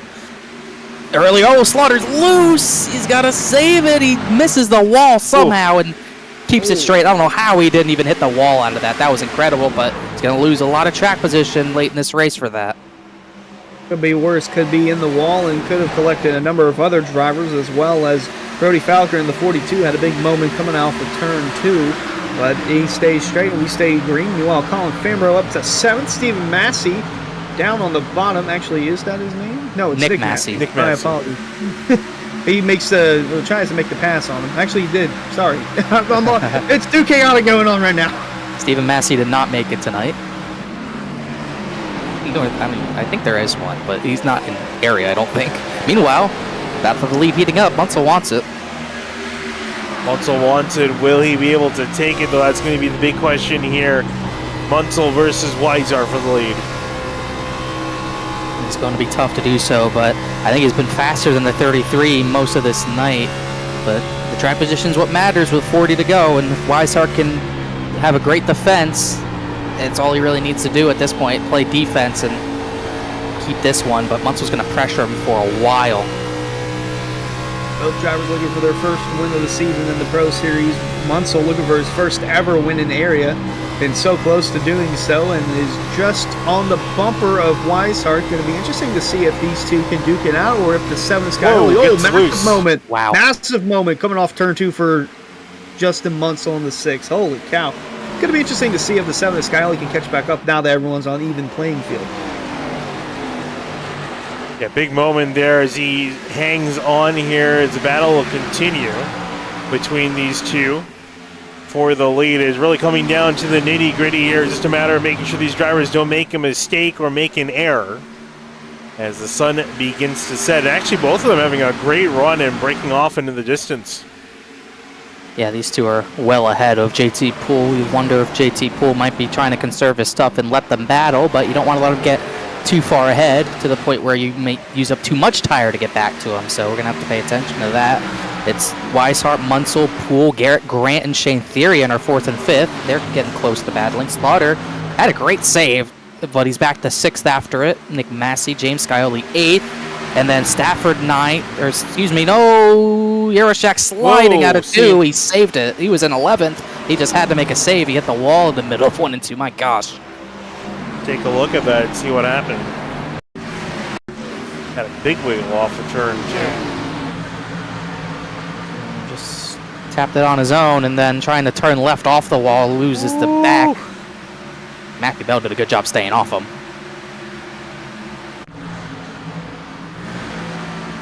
They continue on. I think I just saw Jake Nichols slow on the bottom. It's coming back out on the track. Now 5 or 6 laps down. Been a night to forget for the 73, but he's done pretty well in the standings, so, and if I'm not mistaken, is locked in. Yes. He doesn't have a whole lot to lose at this point, but probably feels like he's wasted tonight. Look at these guys having a battle here. Here's James Scioli still trying to work his way up through the order after mishap down in pit lane, or something happening to him down in pit lane. Still never found out what exactly put him so far down back, but back up to 8th now.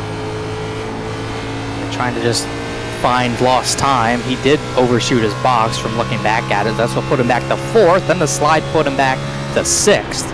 But now it's going to be tough to keep the tires in a good spot to have enough grip to even get back up there. He's going to have to push pretty hard. He's not really gaining a lot on Theory, and we see it not the previous lap, as Munster's going to look top for the lead. He's not close enough to get side by side, but trying different lanes with just under 35 laps to go. On board with Jordan Martin running in the 12th spot, trying to keep the 12 car of Yaroshak held back, but to no avail. Here he goes to the inside as he's looking to climb back inside the top 10 after his moment in 1 and 2 just a few moments ago. And we'll get the job done here. Looking back, a lot of drivers single file, fairly close together. Dante Ballard, Alex Bell back here in 19th. AJ Roger, Casey Lacotte, Eric Wineland, all these drivers battling down here. But we look back up to the front of the field. That's where the main battle is for the lead.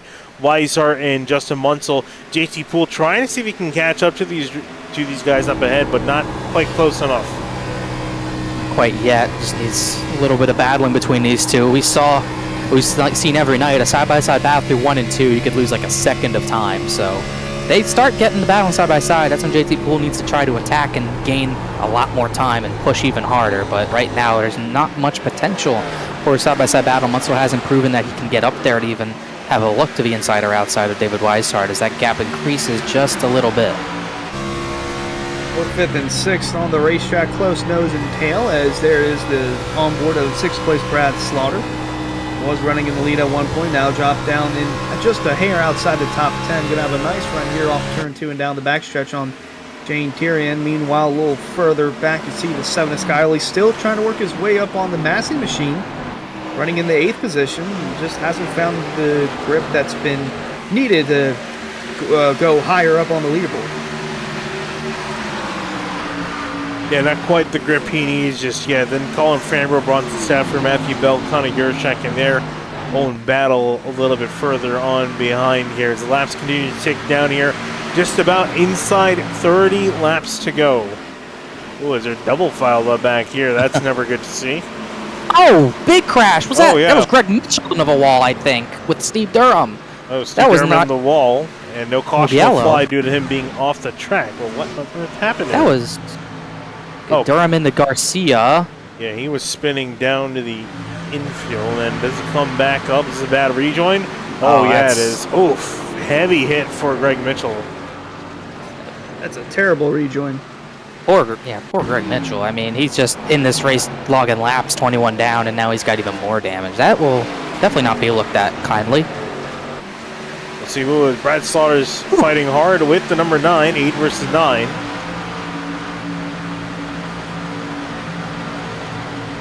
Battle for 5th place greens, Joe.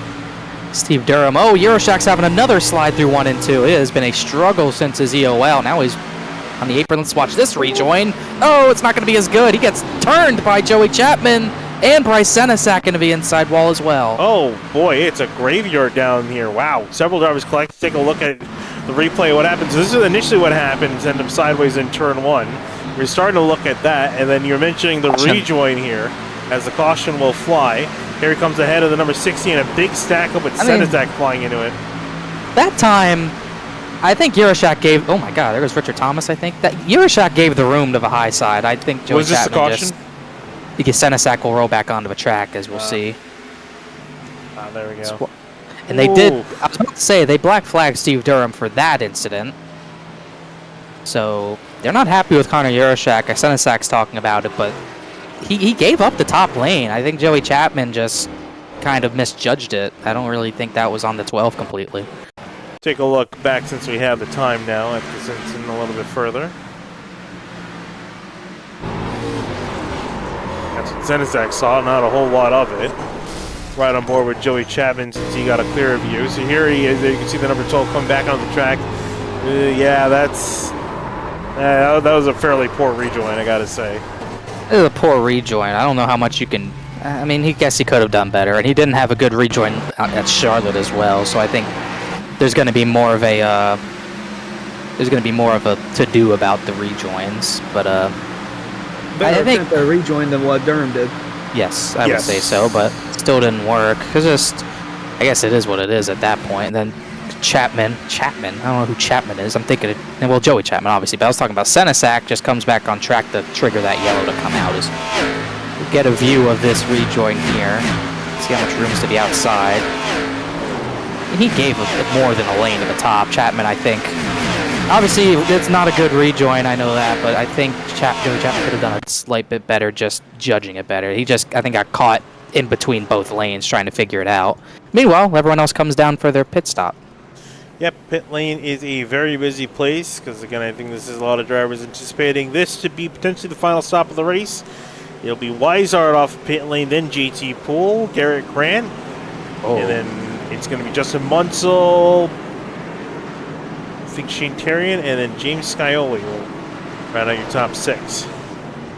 That was a pretty poor stop for the 6. He might have missed a stall as well. He goes back 2 positions. So that puts JT Poole in second with Garrett Grant in third, looking to maybe score a bit of an upset, potentially. It'd be a huge upset if Garrett Grant were to win. Has Garrett Grant gotten a win in the series? I'll have to check on the series, but it's been a while since he won. I don't believe he does. I don't see a win for Garrett Grant in this series. Does have the most starts, but no wins. 12 top 5s in his Pro Series career. Interesting. So that's I'm trying to look at anyone else here. Weishart, JT Poole. So got a lot of good names near the front of the order. James Scioli's been trying to get his name back near the front of the order, but it's been a slow climb. Up to 6 so far. And he can't afford a slow climb. We're going to get a restart with probably 23 laps to go. You can't go slowly. You got to get these spots now. If you're not in the front 2 rows for these last few restarts, it's probably... You're probably not going to have a shot at the win. So Scioli's got to get something here, but he's going to be restarting on that outside, which you can get spots up there, but it just depends on which lane goes.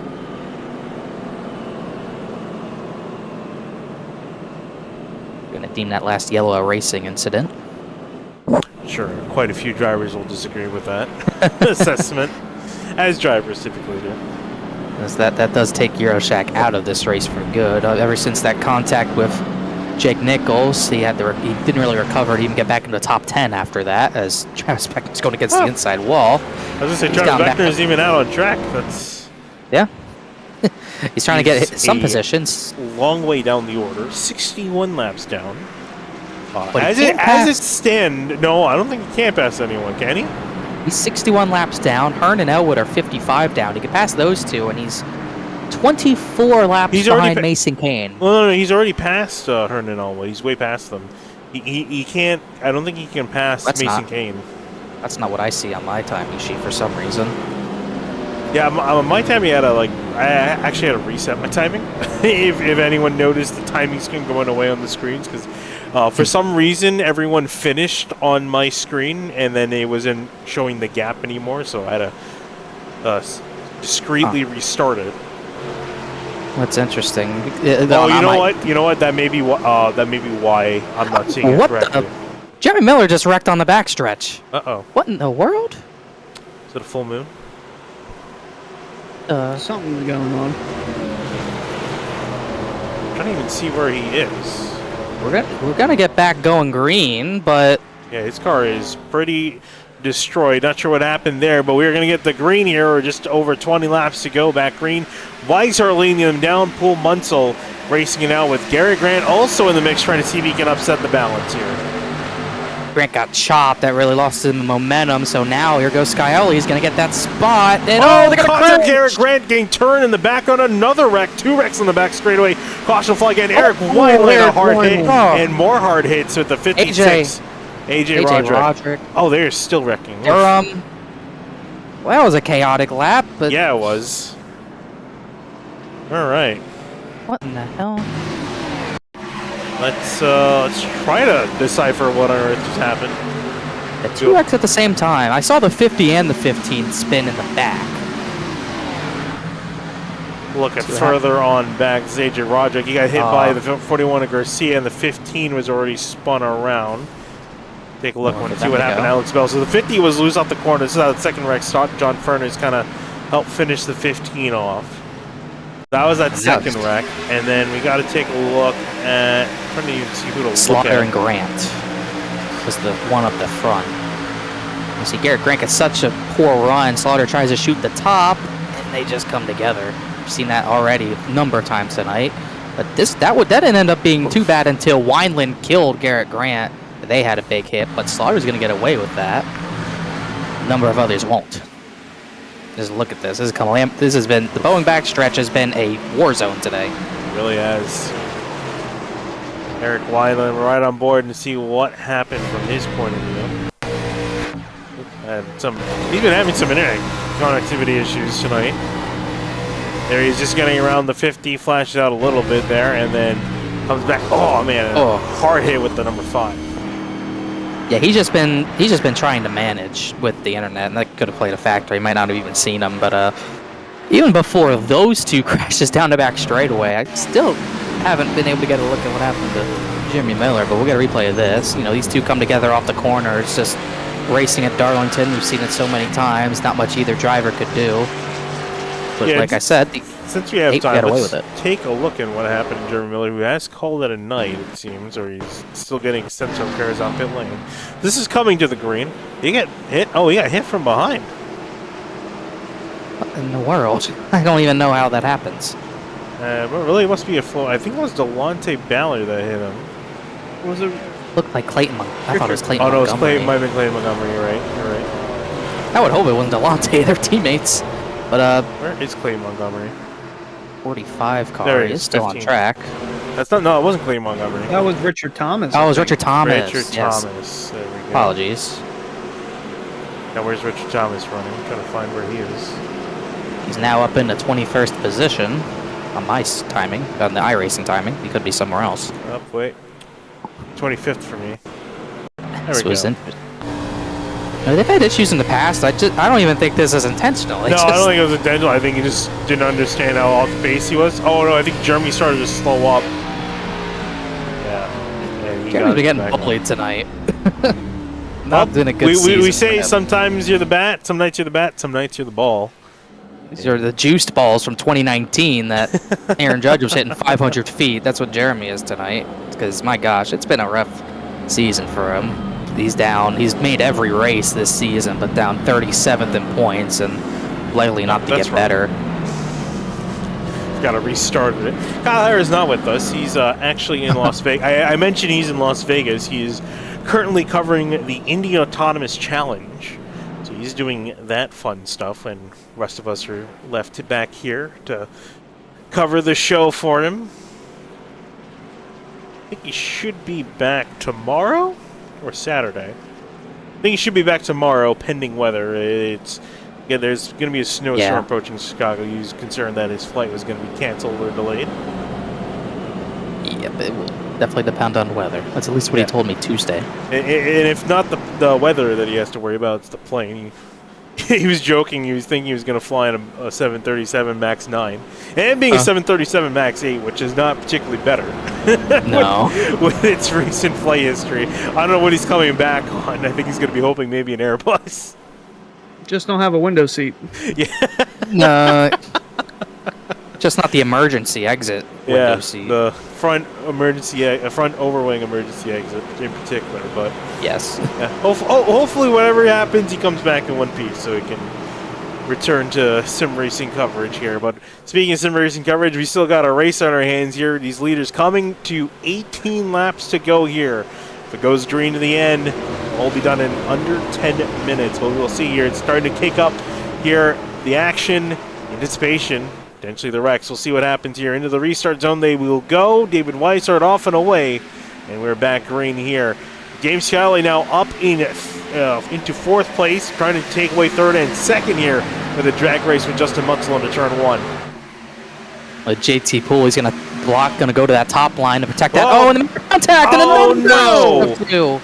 And it's Munsell and Scioli. Oh, and Slaughter kills the 6 car, and another contender out late. And now Ballard's going to spin. My gosh. And that car is destroyed.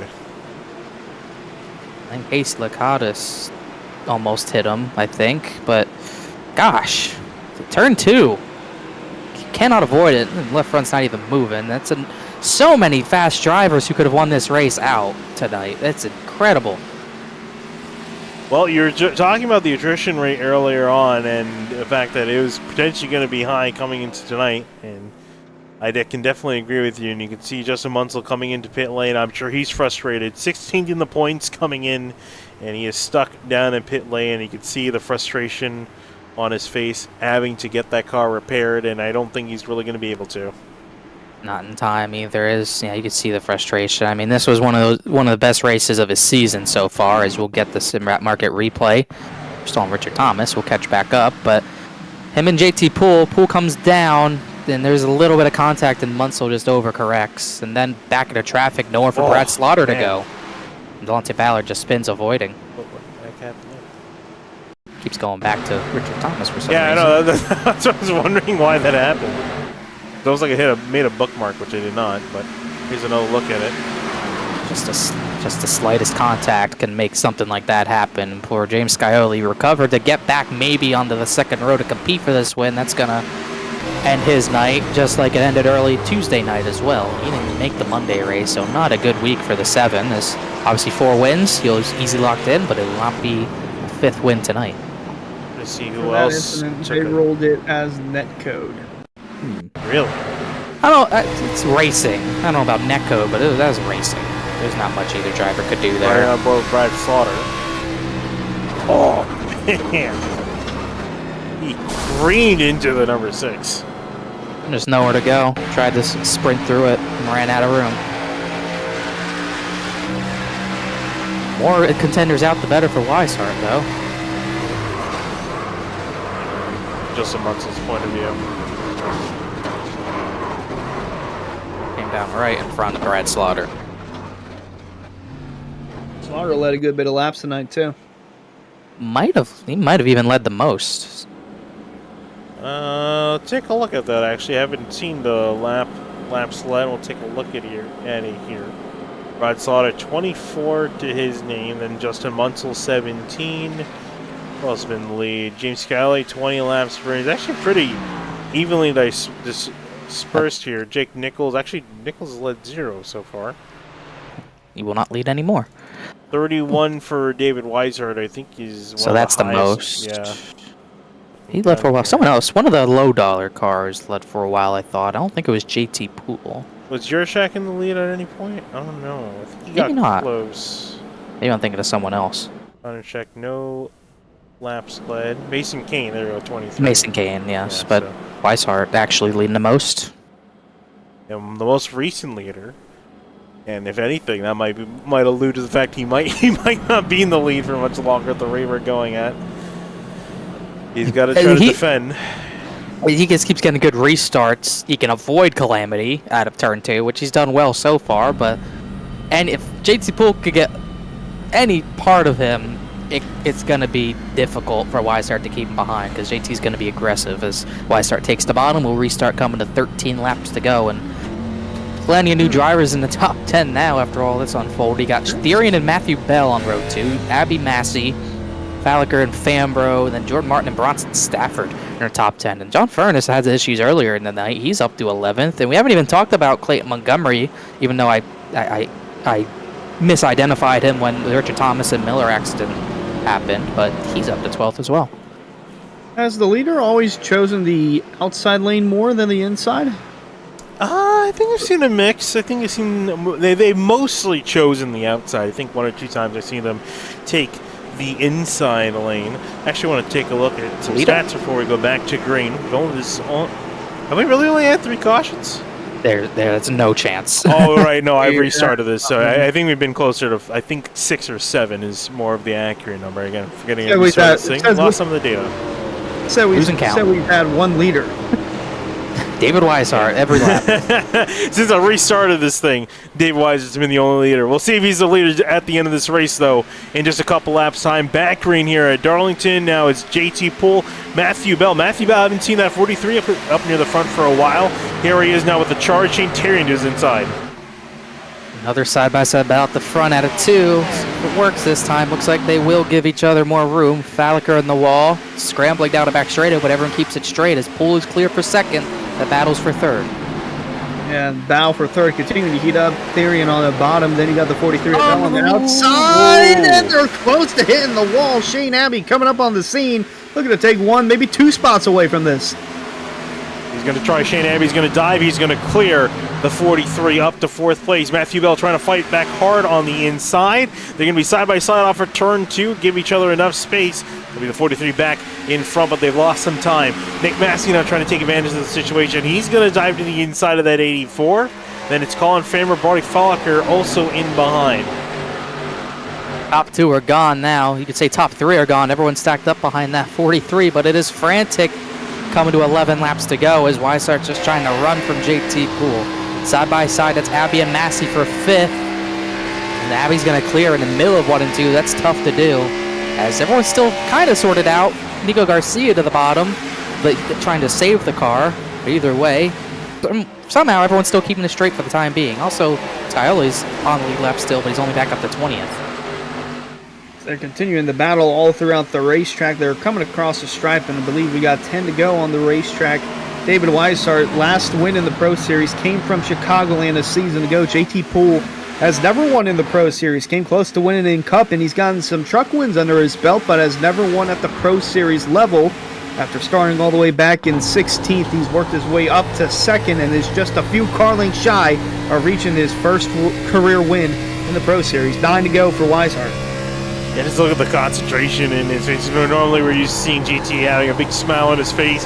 That smile has disappeared. It's just pure focus. His win is just a 0.2 of a second away from him at the moment, and he's running out of time. 9 laps, really less than that, 8.5 laps left to go for him to try to see if he can catch back up to JT Poole. It's been catch back up to David Weishart. He's been one of the more dominant cars here tonight, especially after a lot of the other heavy hitters have bowed out. And it seems like his strength is 3 and 4. He's gaining in 3 and 4, but David Weishart is getting a much better exit out of turn number 2 and kind of gaining that back. JT was a little slower last time by. He did gain a decent bit in 1 and 2 that time. He just has to be so consistent, and he has to be very brave through this track. You need to be brave here to win at Darlington. That's what he's going to have to do to even get to the 33 to have a shot. And Nick Massey's starting to get a little brave, getting up on that outside lane. Going to get a little momentum push coming out of turn 4 as he's closing up on Shane Abbey for that 5th spot. Meanwhile, Colin Fambro, right behind him in the 18 car, has made his way to the 7th position after starting all the way down in 42nd. It'll be a good finish for him regardless of what spot he is inside the top 10. 7th will be a strong finish for him. Brody Falliker in 8th there, and a little further back, we got some side-by-side action. That is Casey Lakatos in the 50, door-to-door, with Jeff Wilson making a return. Oh, my goodness! And Lakatos almost made a return to the inside wall. We'll stay out the inside wall for now. A bit of a hip check. Almost saw potential another caution here. Yeah, I'm sure for David Weiser, just hoping everyone keeps their cool. Oh my goodness! As What a Wilson. massive hit! Oh, Oh man, my I think goodness. they're wrecking, actually. Yep, Yep, there's Jeffrey Wilson, and the caution is out. I was just about to say, David Weiser's open. Everyone keeps it calm. Everyone keeps it collected. Unfortunately, that was not the case. Let's take a look and see what happened. Montgomery didn't get a good turn, too, and the 85 just came up on him, tapped him right into the wall. I mean, massive hit for the 85. Or Joey Chapman involved in another one, but Licata's not happy with him over the radio, but he just looked to the inside, and Montgomery, I don't know if he shut the door here, we'll get a look. He just sees a hole, takes it. Montgomery definitely chops a little, but I don't think he's expecting the 85 to go for him, and then Nico Garcia, Joey Chapman, nowhere to go, and obviously Casey Licata's had even less of a place to go, as we might get our green-white checkered attempt here. 100% will. It's within 6 to go. Anything inside 6 to go, yellow-wise, would be a green-white checker. As I believe Tuesday night, there was a yellow with 7 to go, and there was an unscheduled green-white checker. Dante Ballard just scoot around that incident here, but coming down to it. So, sorry, did we say, is it going to be green-white checker or just close to it? Definitely looks like it's going to be a green-white checkered. We're pacing with 4 to go. Yeah. So, we didn't get 2 to green here for sure. So, definitely green-white checkered, and that's probably the best thing David Weishart could see. Honestly, I think JT Poole had a better shot at him if it went green, and I think Weishart has all the power in the world to get a big enough jump where JT Poole won't even have a shot at him here, and he's probably going to have to contend with Therian for second. You know what? Since we got a little bit of time, this will be the final restart. Why don't we take a chance to talk to JT Poole? Hey, JT Poole, SimTV booth, you got a copy? Yep. All right, JT. Well, you've been sitting in second place here. You're right behind the leader, Dave Weiser. You've been following him for quite a while. What's the game plan here with coming to the final restart of the night?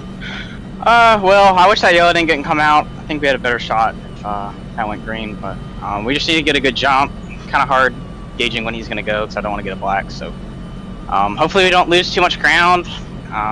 We really can't get too far back to even have a shot, but we're pretty even. Yeah, just try and get a good jump. Hopefully I have some help. Yeah. All right, JT. Well, I think we're going to be coming to 1 to green this time by, is it, or is it going to be 2? Oh, I still got another lap. All right, so I'll ask you one more question. So what's it going to be? Is there going to be a little bit of conservatism here on this restart, or is it going to be complete full send against Weiser? I wouldn't say there's any conservatism. I wouldn't say it's full send to where I'm going to wreck the guy, but I haven't had a good run in an area in so long.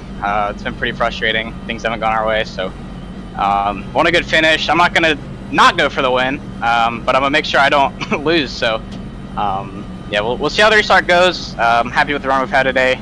Includes the Pines. 26 been pretty quick, so we'll see how it goes. All right, JT. We'll let you get concentrated, let you prepare for this final restart. Thanks for talking to us. Yep, thank you. All right, there you heard from JT Poole here, getting ready to warm up, getting ready to go here. And I think the big thing, obviously, a lot of times that we've had these restarts is that, especially with a green-white checkered, is that typically we end up seeing the caution come up pretty quick back out. It's kind of what we saw on Monday night. We got the green-white checkered attempt, and they did not make it through 1 and 2. We see that a lot when we have these types of restarts in a crazy race in the area, which is unfortunate, but it's just kind of a nature of having a crazy race and a green-white checkered at a tight track. It's kind of bound to happen, especially with everyone pretty much going to be on old tires, so we might see even tire spinning on this final restart of this race. As we get the 1 to green, we'll go 1 lap extra tonight, and David Weishart is going to try his best to get out in front of JT Poole before they get to turn 1. If he's close enough, we could see potential Louisiana dive bomb. It all depends on how this restart goes for David Weishart. Once again, going to restart on the inside line and Poole on the outside, so not going to be too much of an advantage there. Maybe if the 9 of Therian times it up, he could move up another position, but for the most part, it's looking like he might get back-to-back podium finishes, and that means talking with us, and that's always the most exciting battle on the racetrack. Not the lead, it's always third. Yeah, no, it completely matters whether or not you finish inside the top 3. Every other position, you can forget about it. You definitely want to be talking to us. But, again, I'm really curious to see what JT Pool's going to do here. You know, you mentioned he hasn't had a whole lot of luck in this series. I think he wants to turn that around. We'll see, though. Weishart going to be the one to try to prevent him from doing so. Final restart here of the night. 2 laps left to go. Weishart, Poole, Tarian, Bell, and Shane Abbey, your top 5. We are back green here at Darlington. Poole got about as good of a restart as you could get, but he's not going to clear Shane Therian. Actually, he will in turn number 1, so at least a little bit of hope as Therian slides to the top to protect Matthew Bell, and he's in 33. He had a great run off the corner, but had to back out, Hunter, as he's looking into turn 3 and 4. Getting closer to that bumper of David Weishart, closing in on him, trying to get that first win in the Pro Series. You heard it from him first. It's been a long time since he's gotten a good run, and he's going to have one more shot at it to the finish. White flag in the air, one final time from Darlington. See what he's going to do here, riding in behind the bumper, the 33 and the 26, chasing each other now into the back straightaway. One final attempt for the 26. Do we see the dive on? Do we see the move for JT Poole? He's not going to be close enough there. He's going to have to ride in behind. Bell and Terry racing out for third, but up for the lead. David Weishart coming out of turn 4 will lead by just about 1 car length over JT Poole to the checkered flag, and it'll be David Weishart that will win here at Darlington in the Pro Series. That was a heck of a defense by Weishart. That's closer than I thought JT Poole would get. He gave it his all, but Weishart was calm under pressure, gets this win, his first, I believe, at this track, at Darlington in the Pro Series. So, heck of a way to do it, as Therian will give the congratulatory bump, as well as that Kyle Petty throwback's going to victory lane tonight. Indeed it is, and what a win it is for David Weishart. Like you mentioned, hasn't won here at Darlington, so that's his 5th career Pro Series win and first of the season. And as mentioned, first since season 4 back in Chicagoland, all the way back in July, so almost half a year for David Weishart in the 33, and quite a chaotic race to say the least, guys. I mean, tons of good names that were contending for the win, and even that top 5s, top 10s, they all just kind of shuffled out of the way, and here comes the 33 of David Weishart, and he had control of this since he took the lead, and celebratory burnouts is deserved for that Matco Tools throwback. Yeah, solid job there here as we go through your finishing lineup here. Weishart with the win. Poole just 1/10 in behind, so close but not quite close enough. Shane Tarian running out your top 3 with Matthew Bell, Nick Massey, Shane Abbey, Brody Falker, Colin Fambro, John Furness, and Bronson Stafford rounding out your top 10. Yeah, Furness, good recovery to get the 9th. A few others who had to try to make late race recoveries. Jordan Martin kind of fell out of the top 10 late. Delonte Ballard, 15th. Scioli had to recover in that late race crash to 17th. Richard Thomas, Bowie. Alex Bell, who's kind of lingering top 15 all night long, falls back to 20th. Bowie was up front late as well on that long green flag run we had, back to 19th. A lot of Chevys in this part of the running order, with a bunch of Toyotas mixed in as well. Almost an even split, no Fords as we go further back with Lacatus, Garcia, Eric Weiland, and others. And then we start to see some of the names that were contending it for the win up front. Jake Nichols finishing 27th, was able to get back going just 5 laps down. Then you see Brad Slaughter there, led a good portion, over 20 laps of the race, and finishing 30th, 18 laps down after getting caught up in a late wreck, and Finian 31st on back. I mean, just absolute heartbreak for those guys. Yeah, for a lot of drivers here. Justin Munsell, driver running up near the front. Garrett Grant, we saw him get awfully close, but not quite good enough. AJ Roderick, Jeremy Miller, Conor Yurishak, another driver near the front. Greg Mitchell, who just could not catch a break tonight. Mason Kane, another front runner. Travis Beckner didn't really get to see what he had in store, but he had a pretty quick car stuck in the midfield. Cameron Hearn, Alan Elwood, and then the final page of drivers, Justin Sogak, Ryan Hartz was out very early on. Sean Petchin and Ryan Swan, who didn't start. Your field of 43. Full field tonight here, but not everyone finishing. But one of the, well, as far as the top 3 finishes are concerned, we'll talk to Shane Tarian, who finished in 3rd. Shane Tarian, SimTV, you got a copy? Yeah, I got you. All right, Shane. Well, you ended up finishing in 3rd. Weren't quite in the running for the front, but I mean, I think from after starting in 40th to be finishing 3rd, that was a pretty solid night. It was. I finished 3rd Tuesday, carried the momentum, and got 3rd here. I need to start either qualifying in the back or just running in the 40s, because I ran 42nd at Charlotte and won. I read 40th here in about third, so I think I should. I don't know. It seems like a trend's going on with me lately, but I mean, I'll take it. It's good momentum. Back to back, that's 3 top 3s in a row for just area as a whole for me. I haven't done that in a long time, so it's good. I'm pretty happy about it. It's nice to be competitive again.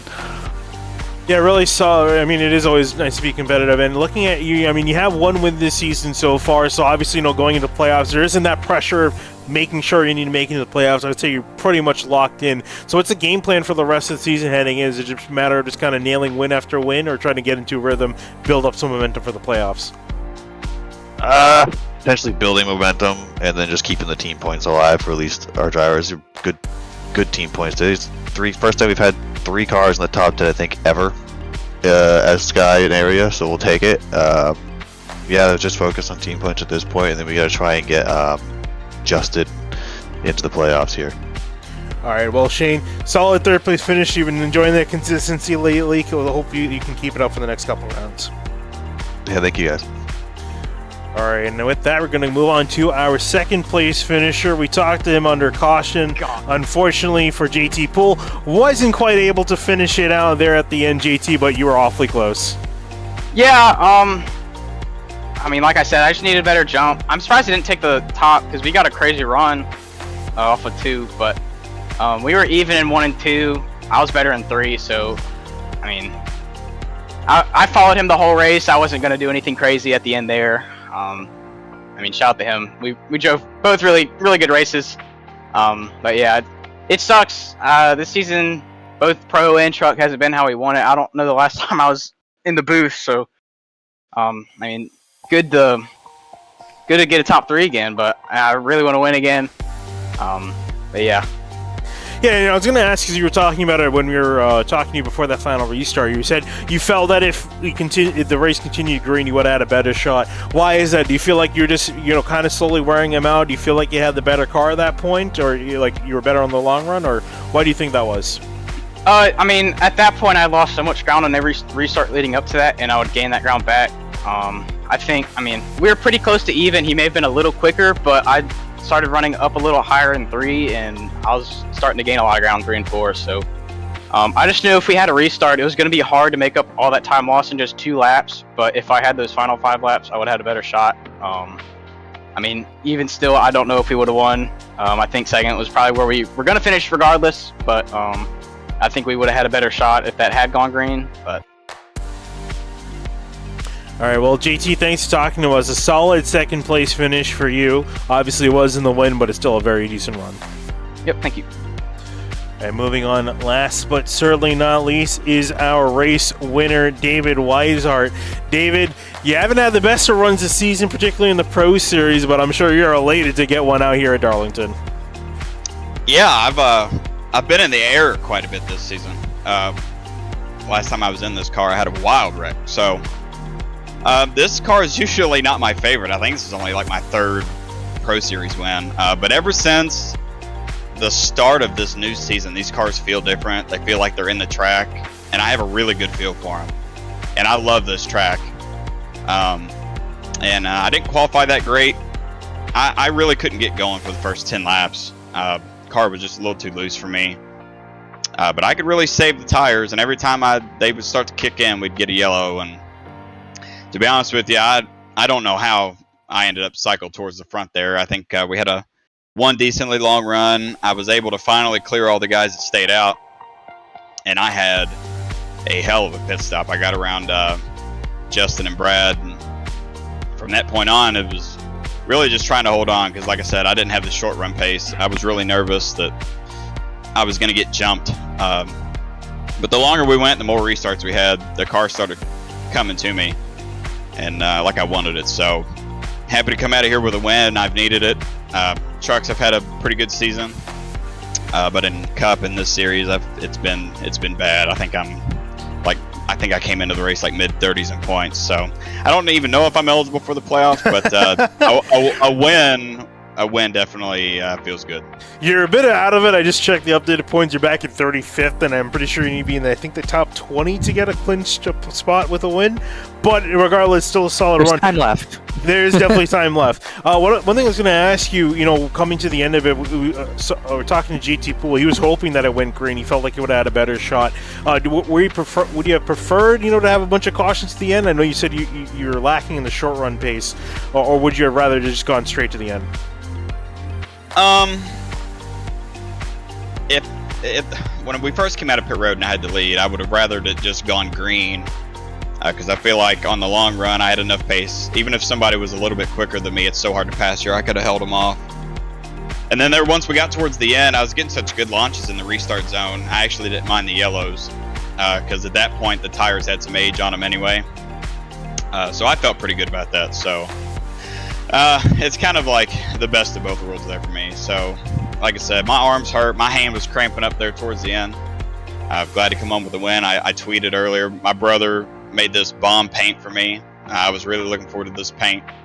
I love it. And I tweeted that it deserves to be in victory lane, and that's where we put it.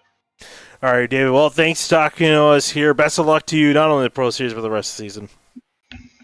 All right, thanks, guys.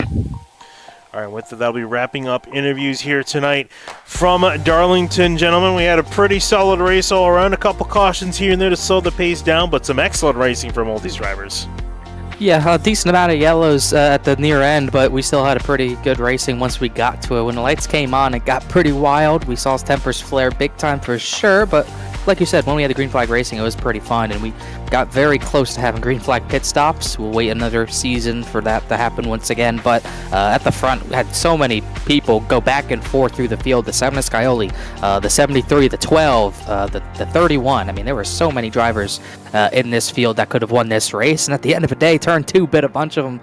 It took a lot of them out of this race. At the end of the day, David Weishart, like he said, he got a pretty good pit stop on one of those last sequences, and it got him the lead he needed to take this win away. So definitely came down to a little bit of an attrition race, but either way, that 33 was bad fast, led the most laps, and a slimmer of hope for playoff chances, but either way, he'll take this win. The bigger they are, the harder they fall. Some of the biggest names in the Pro Series today were contending for the win, top 5s, top 10s, and almost all of them were virtually taken out from being involved in chaotic crashes over the course of this race, under 30 laps and maybe a little more. So we had a green-white checker there at the very end, but in the end, David Weishart comes through unscathed. Him and James Scully, the only 2 drivers to go without being involved in any incidents. They got a little bonus point for that, and David Weishart gets his first win on the season. And Finian, next week we're going short track racing, so it should be a blast. Yeah, a bit of a split between the series. The Cup Series on Monday will be heading to Richmond. Truck Series on Tuesday heading to Michigan, and then back to Richmond here next week for the Pro Series on Thursday night. But that'll be all for tonight here coming out of Darlington. My name's Finian Jacuna here with Connor Horn and Hunter Sleppy. Thank you for watching.